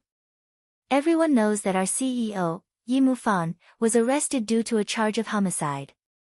And Yi Bai is Yi Mufan's sister. Their father also has a criminal history and did the same thing. So perhaps this was the materialization of her criminal genes. I'm strongly condemning them here. CEO Yao, it was Yi Bai who single-handedly created the Age of Immortals and led it to brilliant heights. May I ask if you feel a great pressure in succeeding Yi Bai? Yao Jiawen shook her head with a smile. You're correct in that it was Yi Bai who single-handedly created the Age of Immortals and accomplished some achievements, everyone bore witness to that. However, I don't think Yi Bai's abilities are better than mine. Instead, I think Yi Bai relied more on luck than her personal strength. But I'm different. After Yi Bai embezzled all the funds from the Age of Immortals, I still managed to lead the Age of Immortals out of its predicament. Yi Bai's rise was merely a byproduct of the change in era. From today onward, I can nurture tens and hundreds more Yi Bais. Of course, the Yi Bais that I nurture absolutely won't have any criminal genes. Veins bulged out of Yi Wanwan's forehead, and a cold glint shone from her eyes. I truly raised an ingrate.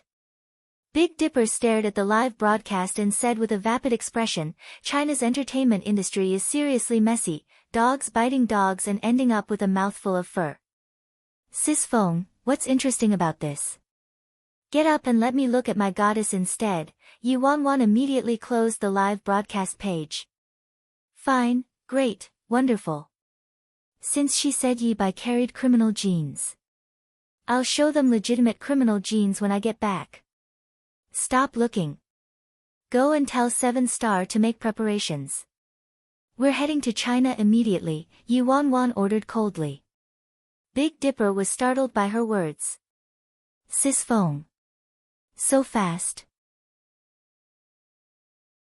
I'm not ready yet. Can't we wait 2 more days? Yi Wanwan nonchalantly glanced at him. Do you think it's better to look at your goddess through the internet or personally see your goddess in China? Ah, Big Dipper looked at her in surprise and slapped his thigh. That's right. Why didn't I think of that? My goddess is in China. Sis Feng, you're seriously too smart.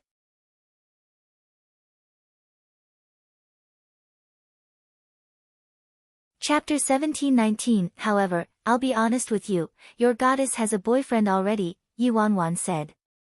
Oh. I suddenly remember that I still have something to do, Big Dipper replied pensively at once.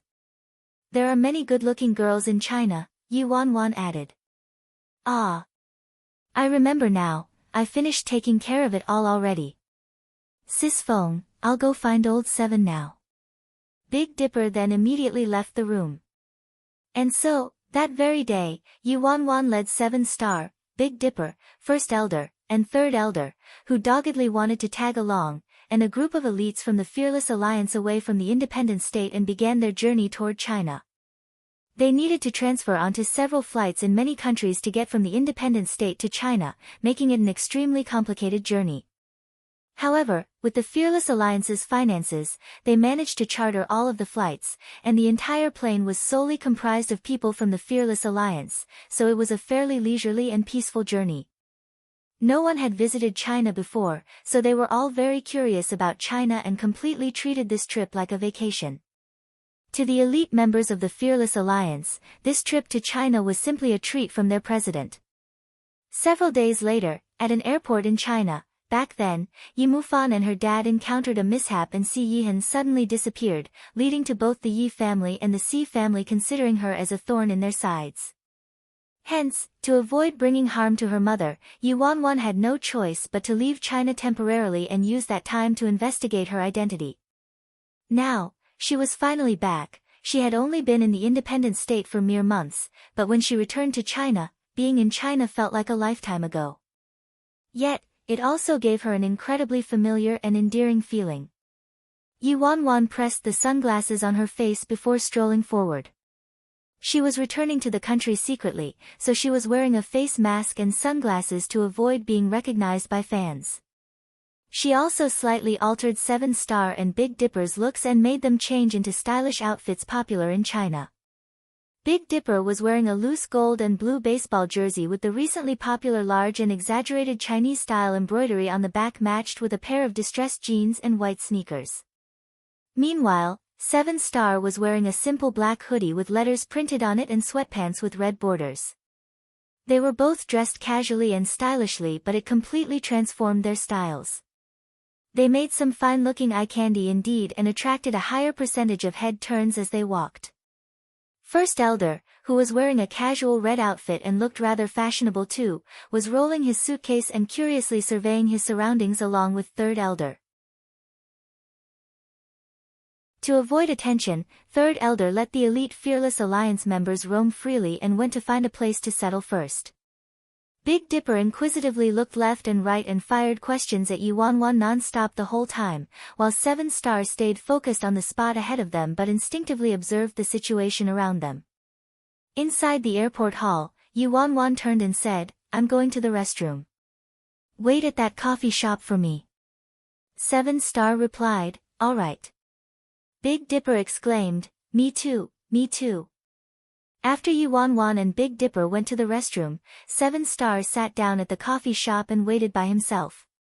He had his eyes closed to rest when he sharply detected gazes settled on him, so his eyes shot open. What he saw was several girls nearby brazenly looking at him. Not only did they not evade his gaze after detecting it, but they also started shrieking in excitement. After the girls chattered for a moment, they actually walked toward him together.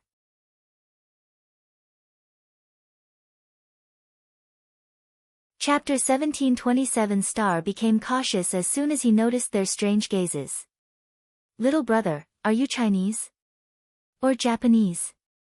One of the bolder girls was the first to strike up a conversation. "Little brother, you're very handsome. Are you an artist? Can I take a photo with you? Little big brother, let's exchange our WeChat info. Little big brother, do you have a girlfriend?" Before Seven Star could probe into these girls' intentions, he was barraged by question after question. What stunned him was that these girls weren't scared of him at all. In the independent state, his reputation was fairly terrifying, so no one had ever disrespected him like this.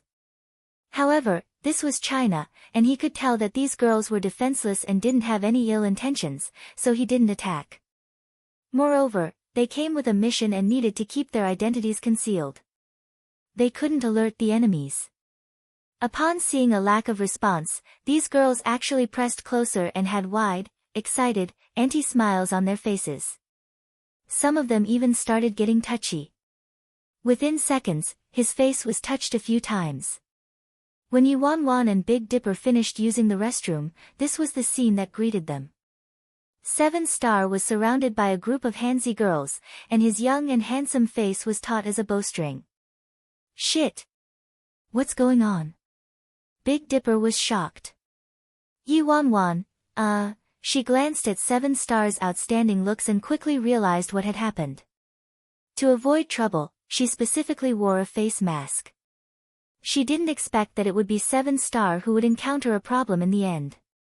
Her profession in China was acting as a manager, after all, so she was naturally used to this kind of situation. She comfortably walked over and squeezed into the crowd, pulling and protecting Seven Star behind her. After blocking their gazes, Yi Wanwan smiled at the girls faintly and said, "Sorry, please move aside. My brother isn't a celebrity, he's just a normal person. Please don't scare him." Then she looked at one of the girls and asked, "Can you delete the photos?" The girl looked regretful, but since the sister had spoken, she had to reluctantly delete the photos she secretly took. Although the sister spoke without room for objection, her tone was very gentle and didn't elicit any displeasure from them, so the girl subconsciously did as she said. Yu Wanwan watched the girl sorrowfully deleted photo after photo, leaving behind a profile that didn't reveal 7-star's face. She said, "You can keep this one." The girl's low spirits instantly turned to surprise. "Really? Thank you, thank you. You're welcome." After finally dispersing the girls, Yu Wanwan sighed in relief.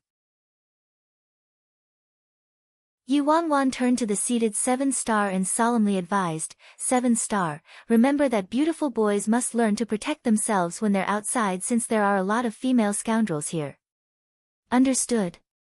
When Big Dipper heard this, he reflexively scratched his head. "Are you sure these words are fine coming from you, Sis Feng?" This was the first time 7-star experienced this kind of situation, so it took a while for him to regain his wits. Understood. On the side, Big Dipper looked anguished.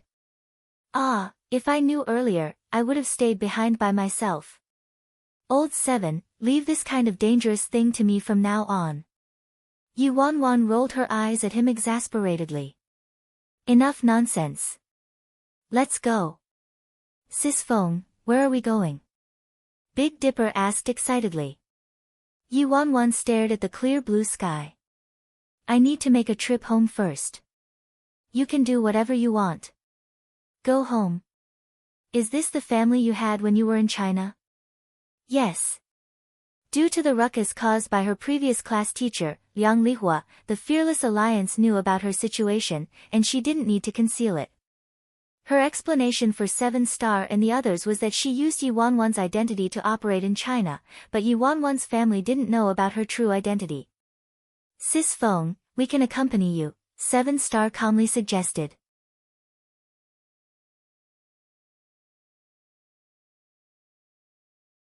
Chapter 1721. Before Yu Wanwan could respond, Big Dipper suddenly leaned forward and suggested, "I'm kinda hungry. How about we find something to eat first?" At the mention of food, First Elder and Third Elder also walked over. "All right." Yu Wanwan nodded lightly and led them out of the airport, arriving at a KFC near the airport. "What kind of restaurant is this? I've never seen this place before." Big Dipper and the others followed Yu Wanwan into the store, and Big Dipper examined every detail like a curious child. The independent state naturally didn't have this kind of restaurant, so they had never eaten from here or seen this place before. "Hey! Give me another order of New Orleans chicken wings." "No, 2 orders." As soon as Yu Wanwan and her 4 tagalong sat down, they saw a man wearing casual workout clothes with a cap cursorily placed over his head of hair that reached his waist. He was clearly a man, but he was beautiful and stunning like a breathtakingly beautiful woman. "This sister is good-looking. Prettier than my goddess." Big Dipper stared at the long white-haired man, his eyes sparkling. The man expressionlessly marched toward Big Dipper. "Who are you calling a woman?" "Shit. It's a guy." Big Dipper stared at the man before him, stunned. How could there be a man who was this good-looking? "Child, you're a country bumpkin." The man glanced at Big Dipper. "What did you say?" "I'll give you another chance." Big Dipper stood up instantly and looked at him with a wide grin on his face. "What? You want to play?" The man's lips turned up with a wicked smile. No one saw anything, yet his right hand was already laying on Big Dipper's shoulder. In the blink of an eye, a bang rang out and Big Dipper's figure curved. He dropped back down into his seat. "Misunderstanding, it's all a misunderstanding." Suddenly, a girl with an innocently sweet face walked over with a family bucket meal in hand and apologetically looked at Big Dipper and his group. "Go. Let's go. Your wife is about to give birth, and you're here stirring trouble," the girl hastily said to the man. "Blah. So boring." The man yawned and took a bite of the New Orleans chicken wing in his hand before following the girl and leaving the KFC store. Damn, after watching the man leave, Big Dipper allowed sweat to drench his forehead. "What?" 7-star asked as he turned to Big Dipper. "That man. He's too terrifying." "Seriously too terrifying," Big Dipper shook his head. "I've never encountered such a terrifying man in my life." This is probably how I felt back when I faced piece of shit. You're comparing him to piece of shit? Did you knock your head somewhere? Third elder glanced at Big Dipper. Piece of shit wasn't called the strongest in the world for nothing. Why would I lie to you? That man is seriously super terrifying. He only clapped my shoulder, and I felt like my whole body was going to shatter. I even felt like he could easily kill me any second if he wanted to. No, he only needs a finger to do it. Big Dipper took a deep breath. The rest of them met each other's eyes with amused smiles but didn't take him seriously. Big Dipper's words could only be taken with a grain of salt.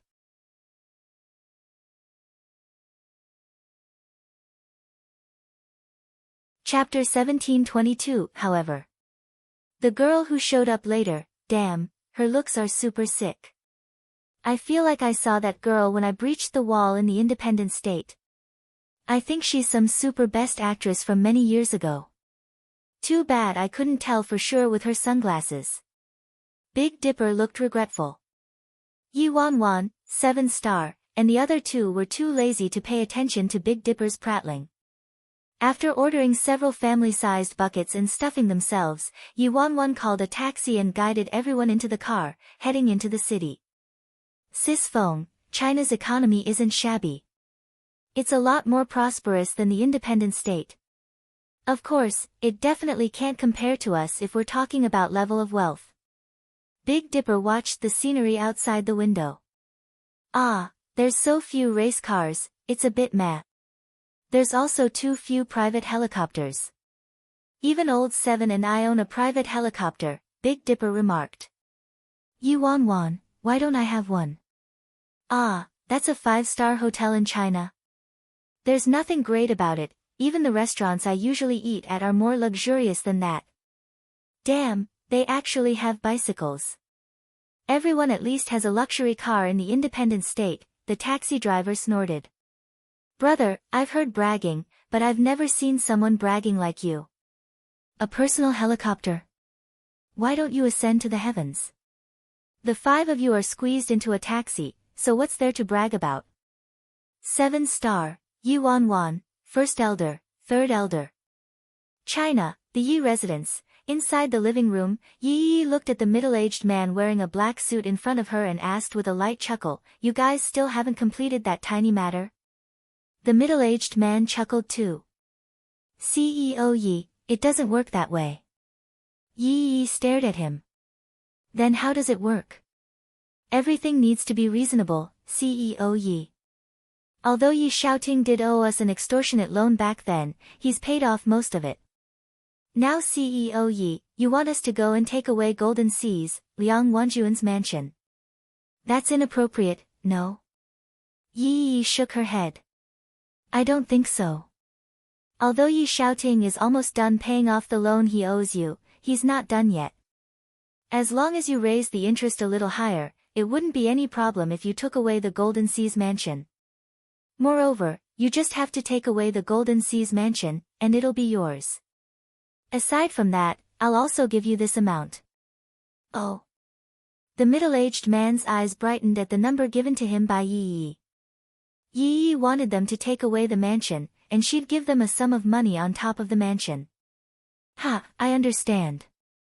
CEO Yi, you want us to make Liang Wanjun homeless, right? The middle-aged man suddenly asked her with a laugh. Everyone knew Liang Wanjuan's husband and eldest son killed Yi's father. Although Yi Xiaoting and Yi Mufan were arrested, it probably wasn't enough to satisfy Yi's hatred, so she wanted to turn Liang Wanjun homeless and wouldn't leave Yi Xiaoting's family at peace. She would send them all to ruin. That's exactly what I meant. Yi looked at the middle-aged man aloofly, her lips curling into a faint smirk. So can you do it?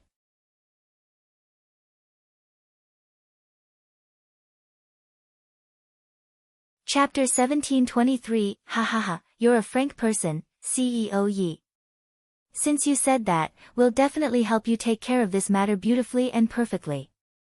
Don't worry, CEO Yi will help you take back the Golden Seas mansion for sure and guarantee Liang Wanjun will leave penniless, end up homeless and become a beggar. The middle-aged man stood up and assured her with a clap on his chest.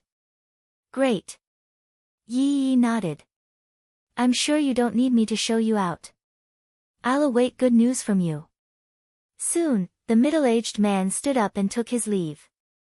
He pulled out his phone and called several numbers. It didn't take long for several dozen people to rush over fierily with wooden clubs and other weapons hidden in their clothes before making their way to Golden Seas. About half an hour later, the front door to a mansion at Golden Seas was knocked on. It was a woman who opened the door.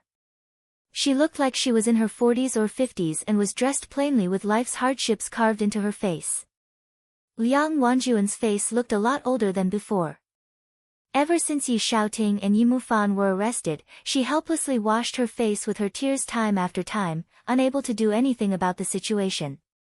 If it weren't for her daughter periodically giving her assurance, Liang Wanjun probably wouldn't have been able to keep holding on. Liang Wanjun's expression shifted when she saw the middle-aged man and his gang.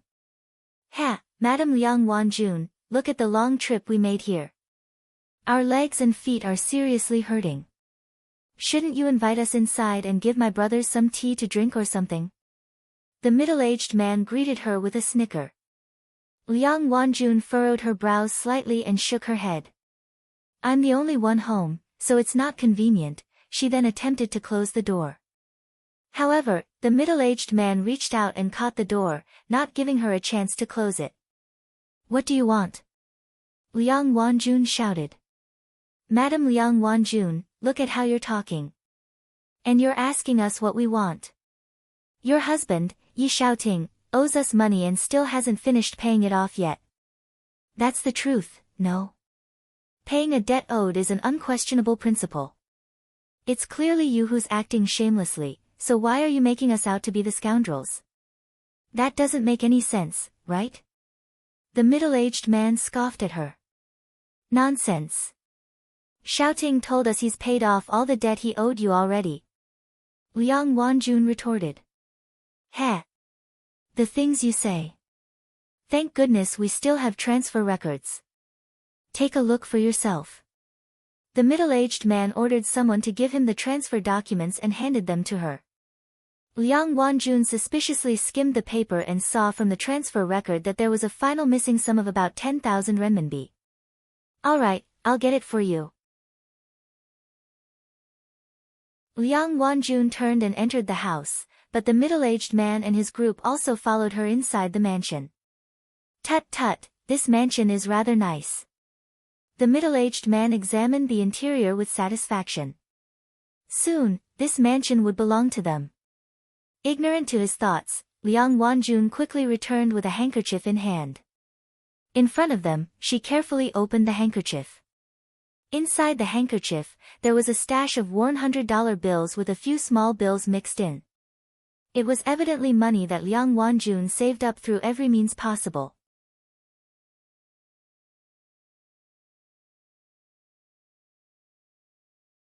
Chapter 1724 Liang Wanjun reluctantly handed the man the 10,000 renminbi inside the handkerchief. The middle-aged man smiled and glanced at the money before accepting it. I've already paid the rest of the money back to you, so there shouldn't be any more problems, right? If everything is fine, you can leave now. Liang Wanjun started implicitly asking them to leave. The middle-aged man nodded and said, Madam Liang Wanjun, if you don't have anything else, you can leave now. What did you say? Liang Wanjun looked at him, baffled. This middle-aged man wanted her to leave. I'm saying you can leave after handing over this mansion's title deed. The middle-aged man smiled at her. What do you mean? This house is mine. Liang Wanjun questioned. And, it used to be yours. But it doesn't belong to you anymore. This house is interest. Interest? Liang Wanjun was incredulous. Didn't I pay back all the money we owed? Ha, Madam Liang Wanjun, what you paid back was the principal. The principal is the principal, and the interest is the interest. And this house? It's the interest, the middle-aged man replied. You're treating a whole house as interest $4.10,000. Why don't you go rob a bank? Liang Wanjun was trembling from fury. Ha ha ha, Madam Liang Wanjun, what funny words you speak. We're loan sharks, and your husband knew we were loan sharks when he borrowed money from us back then. What's a loan shark? You borrow 10,000 and use a house as interest, that's what borrowing from a loan shark means. There's nothing wrong with that. The middle-aged man snorted. You're delusional. Liang Wanjun turned around and pulled out her phone, intending to call the police. I think you're being ungrateful. I'm giving you face, but you don't want it. Do you want to die? The middle-aged man's face immediately darkened when he saw Liang Wanjun about to call the police. He snatched the phone and ruthlessly crushed it. You wretched robbers. Bandits. Scum. Liang Wanjun was tied to a chair and started cursing at the middle-aged man and his gang. Ha! Madam Liang Wanjun, you're mistaken. We aren't robbers, bandits, or scum, we're loan sharks, the middle-aged man retorted with a light chuckle, not the slightest bit enraged. Liang Wanjun was about to say something when the doorbell suddenly rang. The middle-aged man was startled. Liang Wanjun herself was bewildered. She didn't know any of the nearby neighbors nor did she ever have any visitors. She had been alone at home this whole time. Strange. Sis Feng said it was this one, no? Why isn't there anyone home? A faint voice drifted from outside the door. Old 7, do we have the wrong place? Seriously, why isn't Sis Feng back yet from buying all those knickknacks? Anyone home? If someone's home, open the door. The speaker's volume increased. The middle-aged man frowned and had an underling open the door. As soon as the door was opened, Big Dipper and 7 Star quickly entered the house. So many people here. Hello everyone, I'm Big Dipper, and he's 7 Star. Sis Feng told us to come in first. Big Dipper greeted the middle-aged man and his group with a grin. Sis Feng. You are, Liang Wanjun looked at the two newcomers with confusion.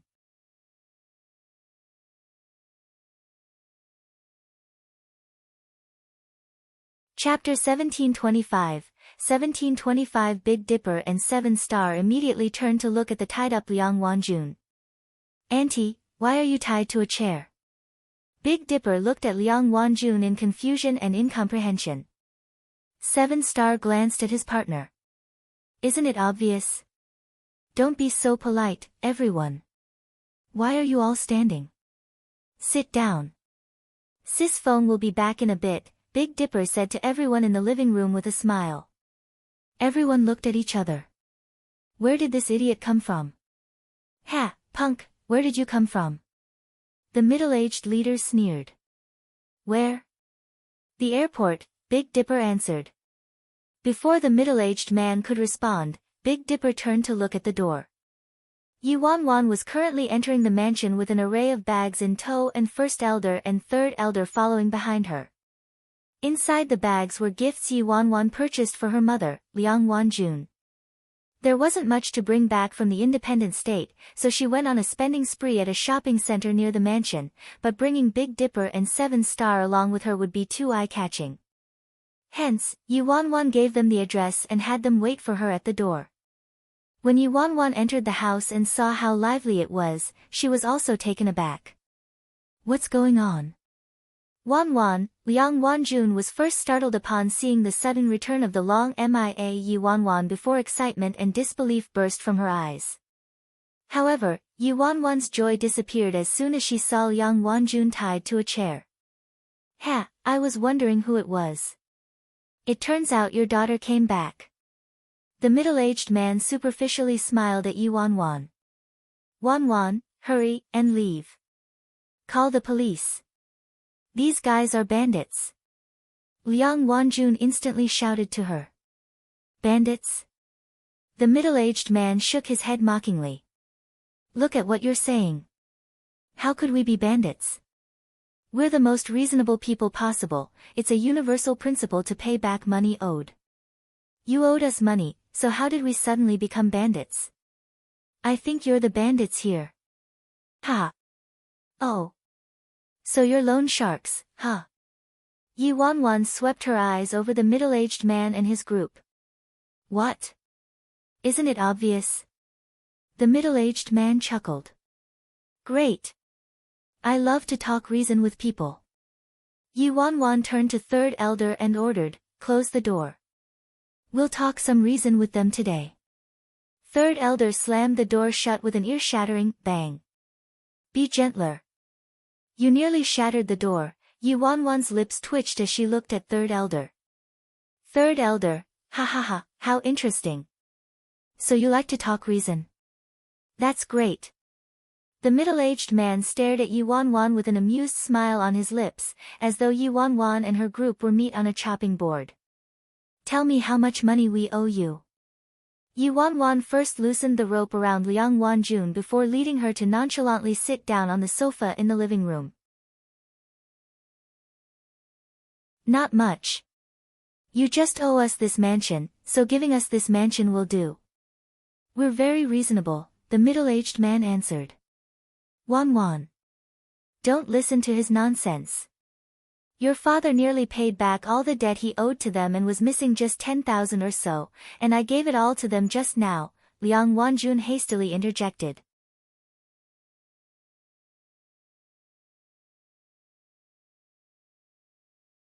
Chapter 1726. Ha, I said this earlier, 10,000 is the principal, and this house is the interest. The middle-aged man sneered.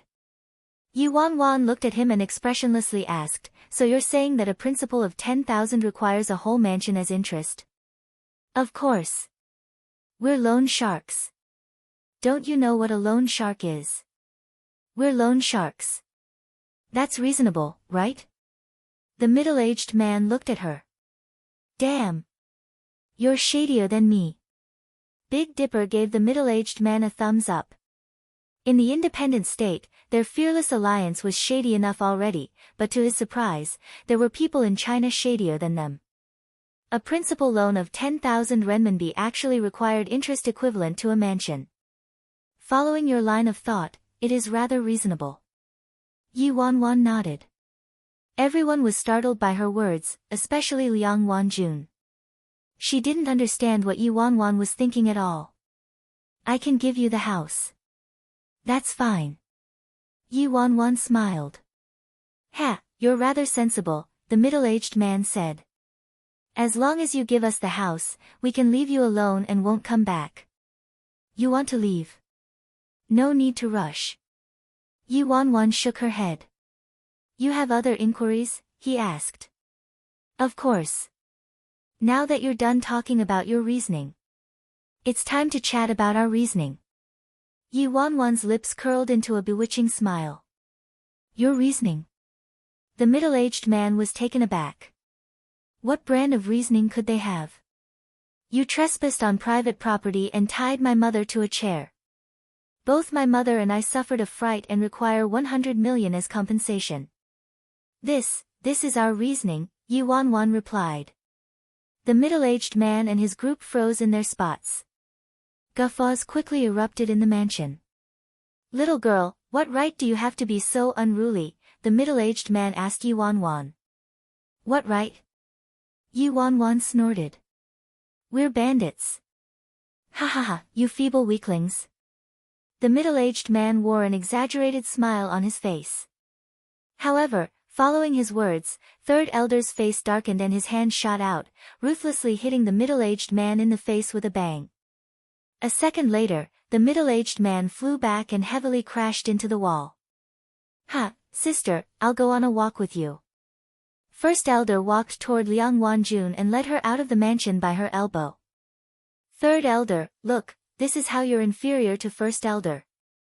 First elder is shrewder and has more brains than you. Big Dipper mocked the elderly man. Third elder glared at him harshly. An idiot like you is mentioning brains to me? Big Dipper, Feeling like he'd been suppressed by First Elder again, Third Elder vented all of the raging fury inside him at the loan sharks. Within moments, the loan sharks were squatting in the corner and clutching their heads, not daring to even breath loudly. Is this old man a freaking monster? You. The middle-aged man's face was deathly pale as he looked at Yi Wanwan and her group, the blood by his lips still fresh. What kind of monster did I provoke? An old man who looks like he has a foot in his coffin is beating dozens of my men up like we're children.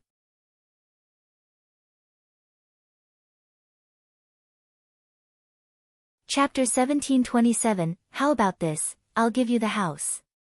It'll count as 50 million. You owe us 100 million, and since I'm taking back the house, you still owe us 50 million. That's reasonable, right? Yi Wanwan looked at the middle-aged man with a light chuckle. The middle-aged man maliciously spat out, load of fucking bullshit. You want to die? Fuck your father. Big Dipper directed a vicious flying kick at the middle-aged man's head. You should thank me for being merciful, or else a kick from your grandfather, me, would have shattered your head. Big Dipper glared at the middle-aged man. Where did you get the guts to rob your way to Sis Feng's house? Do you freaking want to die? We aren't robbing. We're loan sharks, one of the middle-aged man's subordinates fearfully denied it. You dare to make excuses? Big Dipper slapped the young man's mouth. After being slapped, the young man hastily turned around, not daring to say another word. You still owe us 50 million, correct? Yi Wanwan pressed with a grin. The middle-aged man gritted his teeth and had no choice but to nod. Correct. Everything you say is correct, 7-star, make him write down the debt amount so he can't deny it later. We're all reasonable people. Yi Wanwan looked at 7-star. 7-star immediately found a pen and paper and made the man write it down and also pressed down a bloody handprint. If there's nothing else, we'll leave now, the middle-aged man said. No hurry. Yi Wanwan smiled. Who sent you here? There had to be a mastermind behind these people, or else they definitely wouldn't have been so gutsy. No one directed us. The middle-aged man vehemently shook his head. Big Dipper, beat him until he spits out the mastermind, Yi Wanwan ordered. Hee, don't worry, Sis Feng, I'm good at this. Big Dipper twisted his neck with a mischievous laugh and picked up the middle-aged man by his lapels. Dee don't. I'll talk. It's the Yi family. It's Yi who ordered us to do this. The middle-aged man immediately sold Yi out to prevent himself from being beaten again. CEO Yi gave me a sum of money, and told us to take this mansion away. After taking this mansion away, she said she'd also give it to us. Her objective was to make sure your family won't be at peace and turn your mother into a beggar, the middle-aged man continued, divulging everything he knew. Yi, a cold glint glittered in Yi Wanwan's eyes when she learned that it was Yi. That family seriously acted like flies. She didn't seek retribution from them yet, but they decided to serve themselves to her. Scram. I'll be your son if you let me see you again, haha. Big Dipper kicked the middle-aged man out the door. Upon seeing this, dozens of young men raggedly scrambled out after the middle-aged man. Moments later, First Elder led Liang Wanjun back into the house. Sister, look, isn't this matter resolved? Don't worry. First Elder reassured her with a smile. Liang Wanjun walked to Yi Wanwan and inspected her up and down. Wanwan, are you okay? Where did those people go? Mom, the problem's taken care of. Don't worry, Yi Wanwan replied with a smile. It had only been a few months, but Liang Wanjun looked like she'd aged 10 years, causing a painful pang in Yi Wanwan's heart. Liang Wanjun was confused about what caused those people to leave but didn't press the matter. She merely looked at Yi Wanwan and meticulously examined her.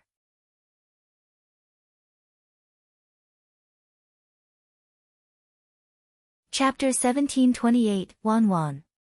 Where did you go these last few months? A while later, Liang Wanjun finally asked. Ha, sister, we've been doing business with Wan Wan and we're rather busy these past few months. Wan Wan kept insisting on coming back to visit, but there wasn't much we could do since the business depended on her. See, didn't we come back as soon as we had time? First Elder answered Liang Wanjun in Yi Wan Wan's stead. Thank you. You must have been taking care of Wan Wan this whole time. After my long talk with you, I feel that you're very knowledgeable and have great respect for you. I'm reassured knowing that Wan Wan's doing business with you, Liang Wanjun said to First Elder. Sister, don't worry. We're business partners and trust each other.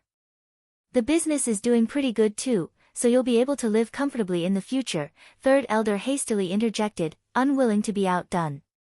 Good, good, good. Thank you, everyone. May I ask what kind of business you're all doing? Liang Wanjun looked curious. Auntie, we opened a giant company that does all sorts of business free of capital, like robbing money, goods, people. We do it all. We previously wanted to manufacture firearms, but sadly, we didn't dare. Otherwise, we'd have earned even more money. Big Dipper suddenly said.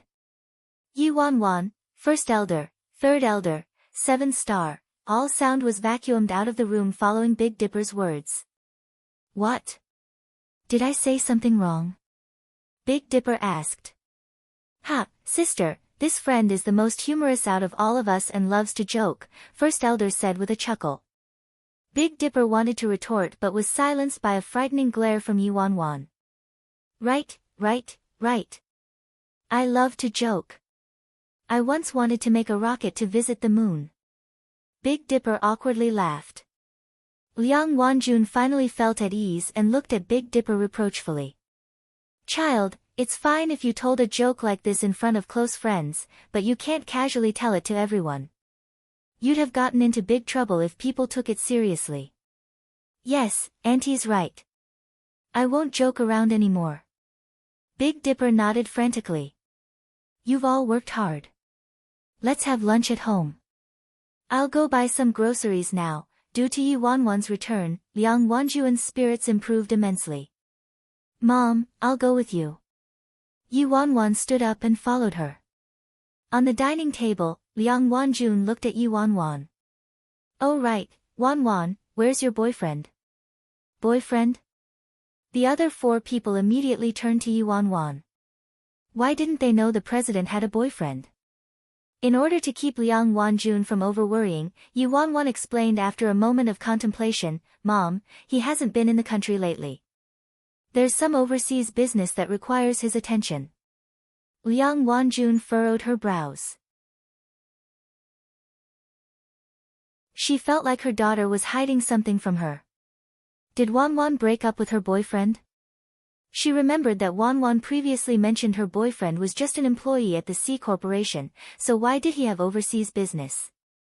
However, Liang Wanjun wouldn't pursue the matter if Yi Wan Wan didn't want to talk to her about it. After eating lunch together, Yi Wan Wan had the other 4 stay at home. She told First Elder and Third Elder to carefully watch Big Dipper and stop him from running his mouth off. Meanwhile, she put on her sunglasses and went to the prison facility to visit Yi Mufan and Yi Xiaoting. You're tuning in to the Blissful Bookshelf YouTube channel. We're so grateful for your support and don't forget to subscribe to join us on this incredible journey through captivating stories. Your generosity through donations truly makes a world of difference, as it's the primary source of revenue that allows me to expand and enhance this channel for you. Thank you from the bottom of my heart for being a part of this adventure.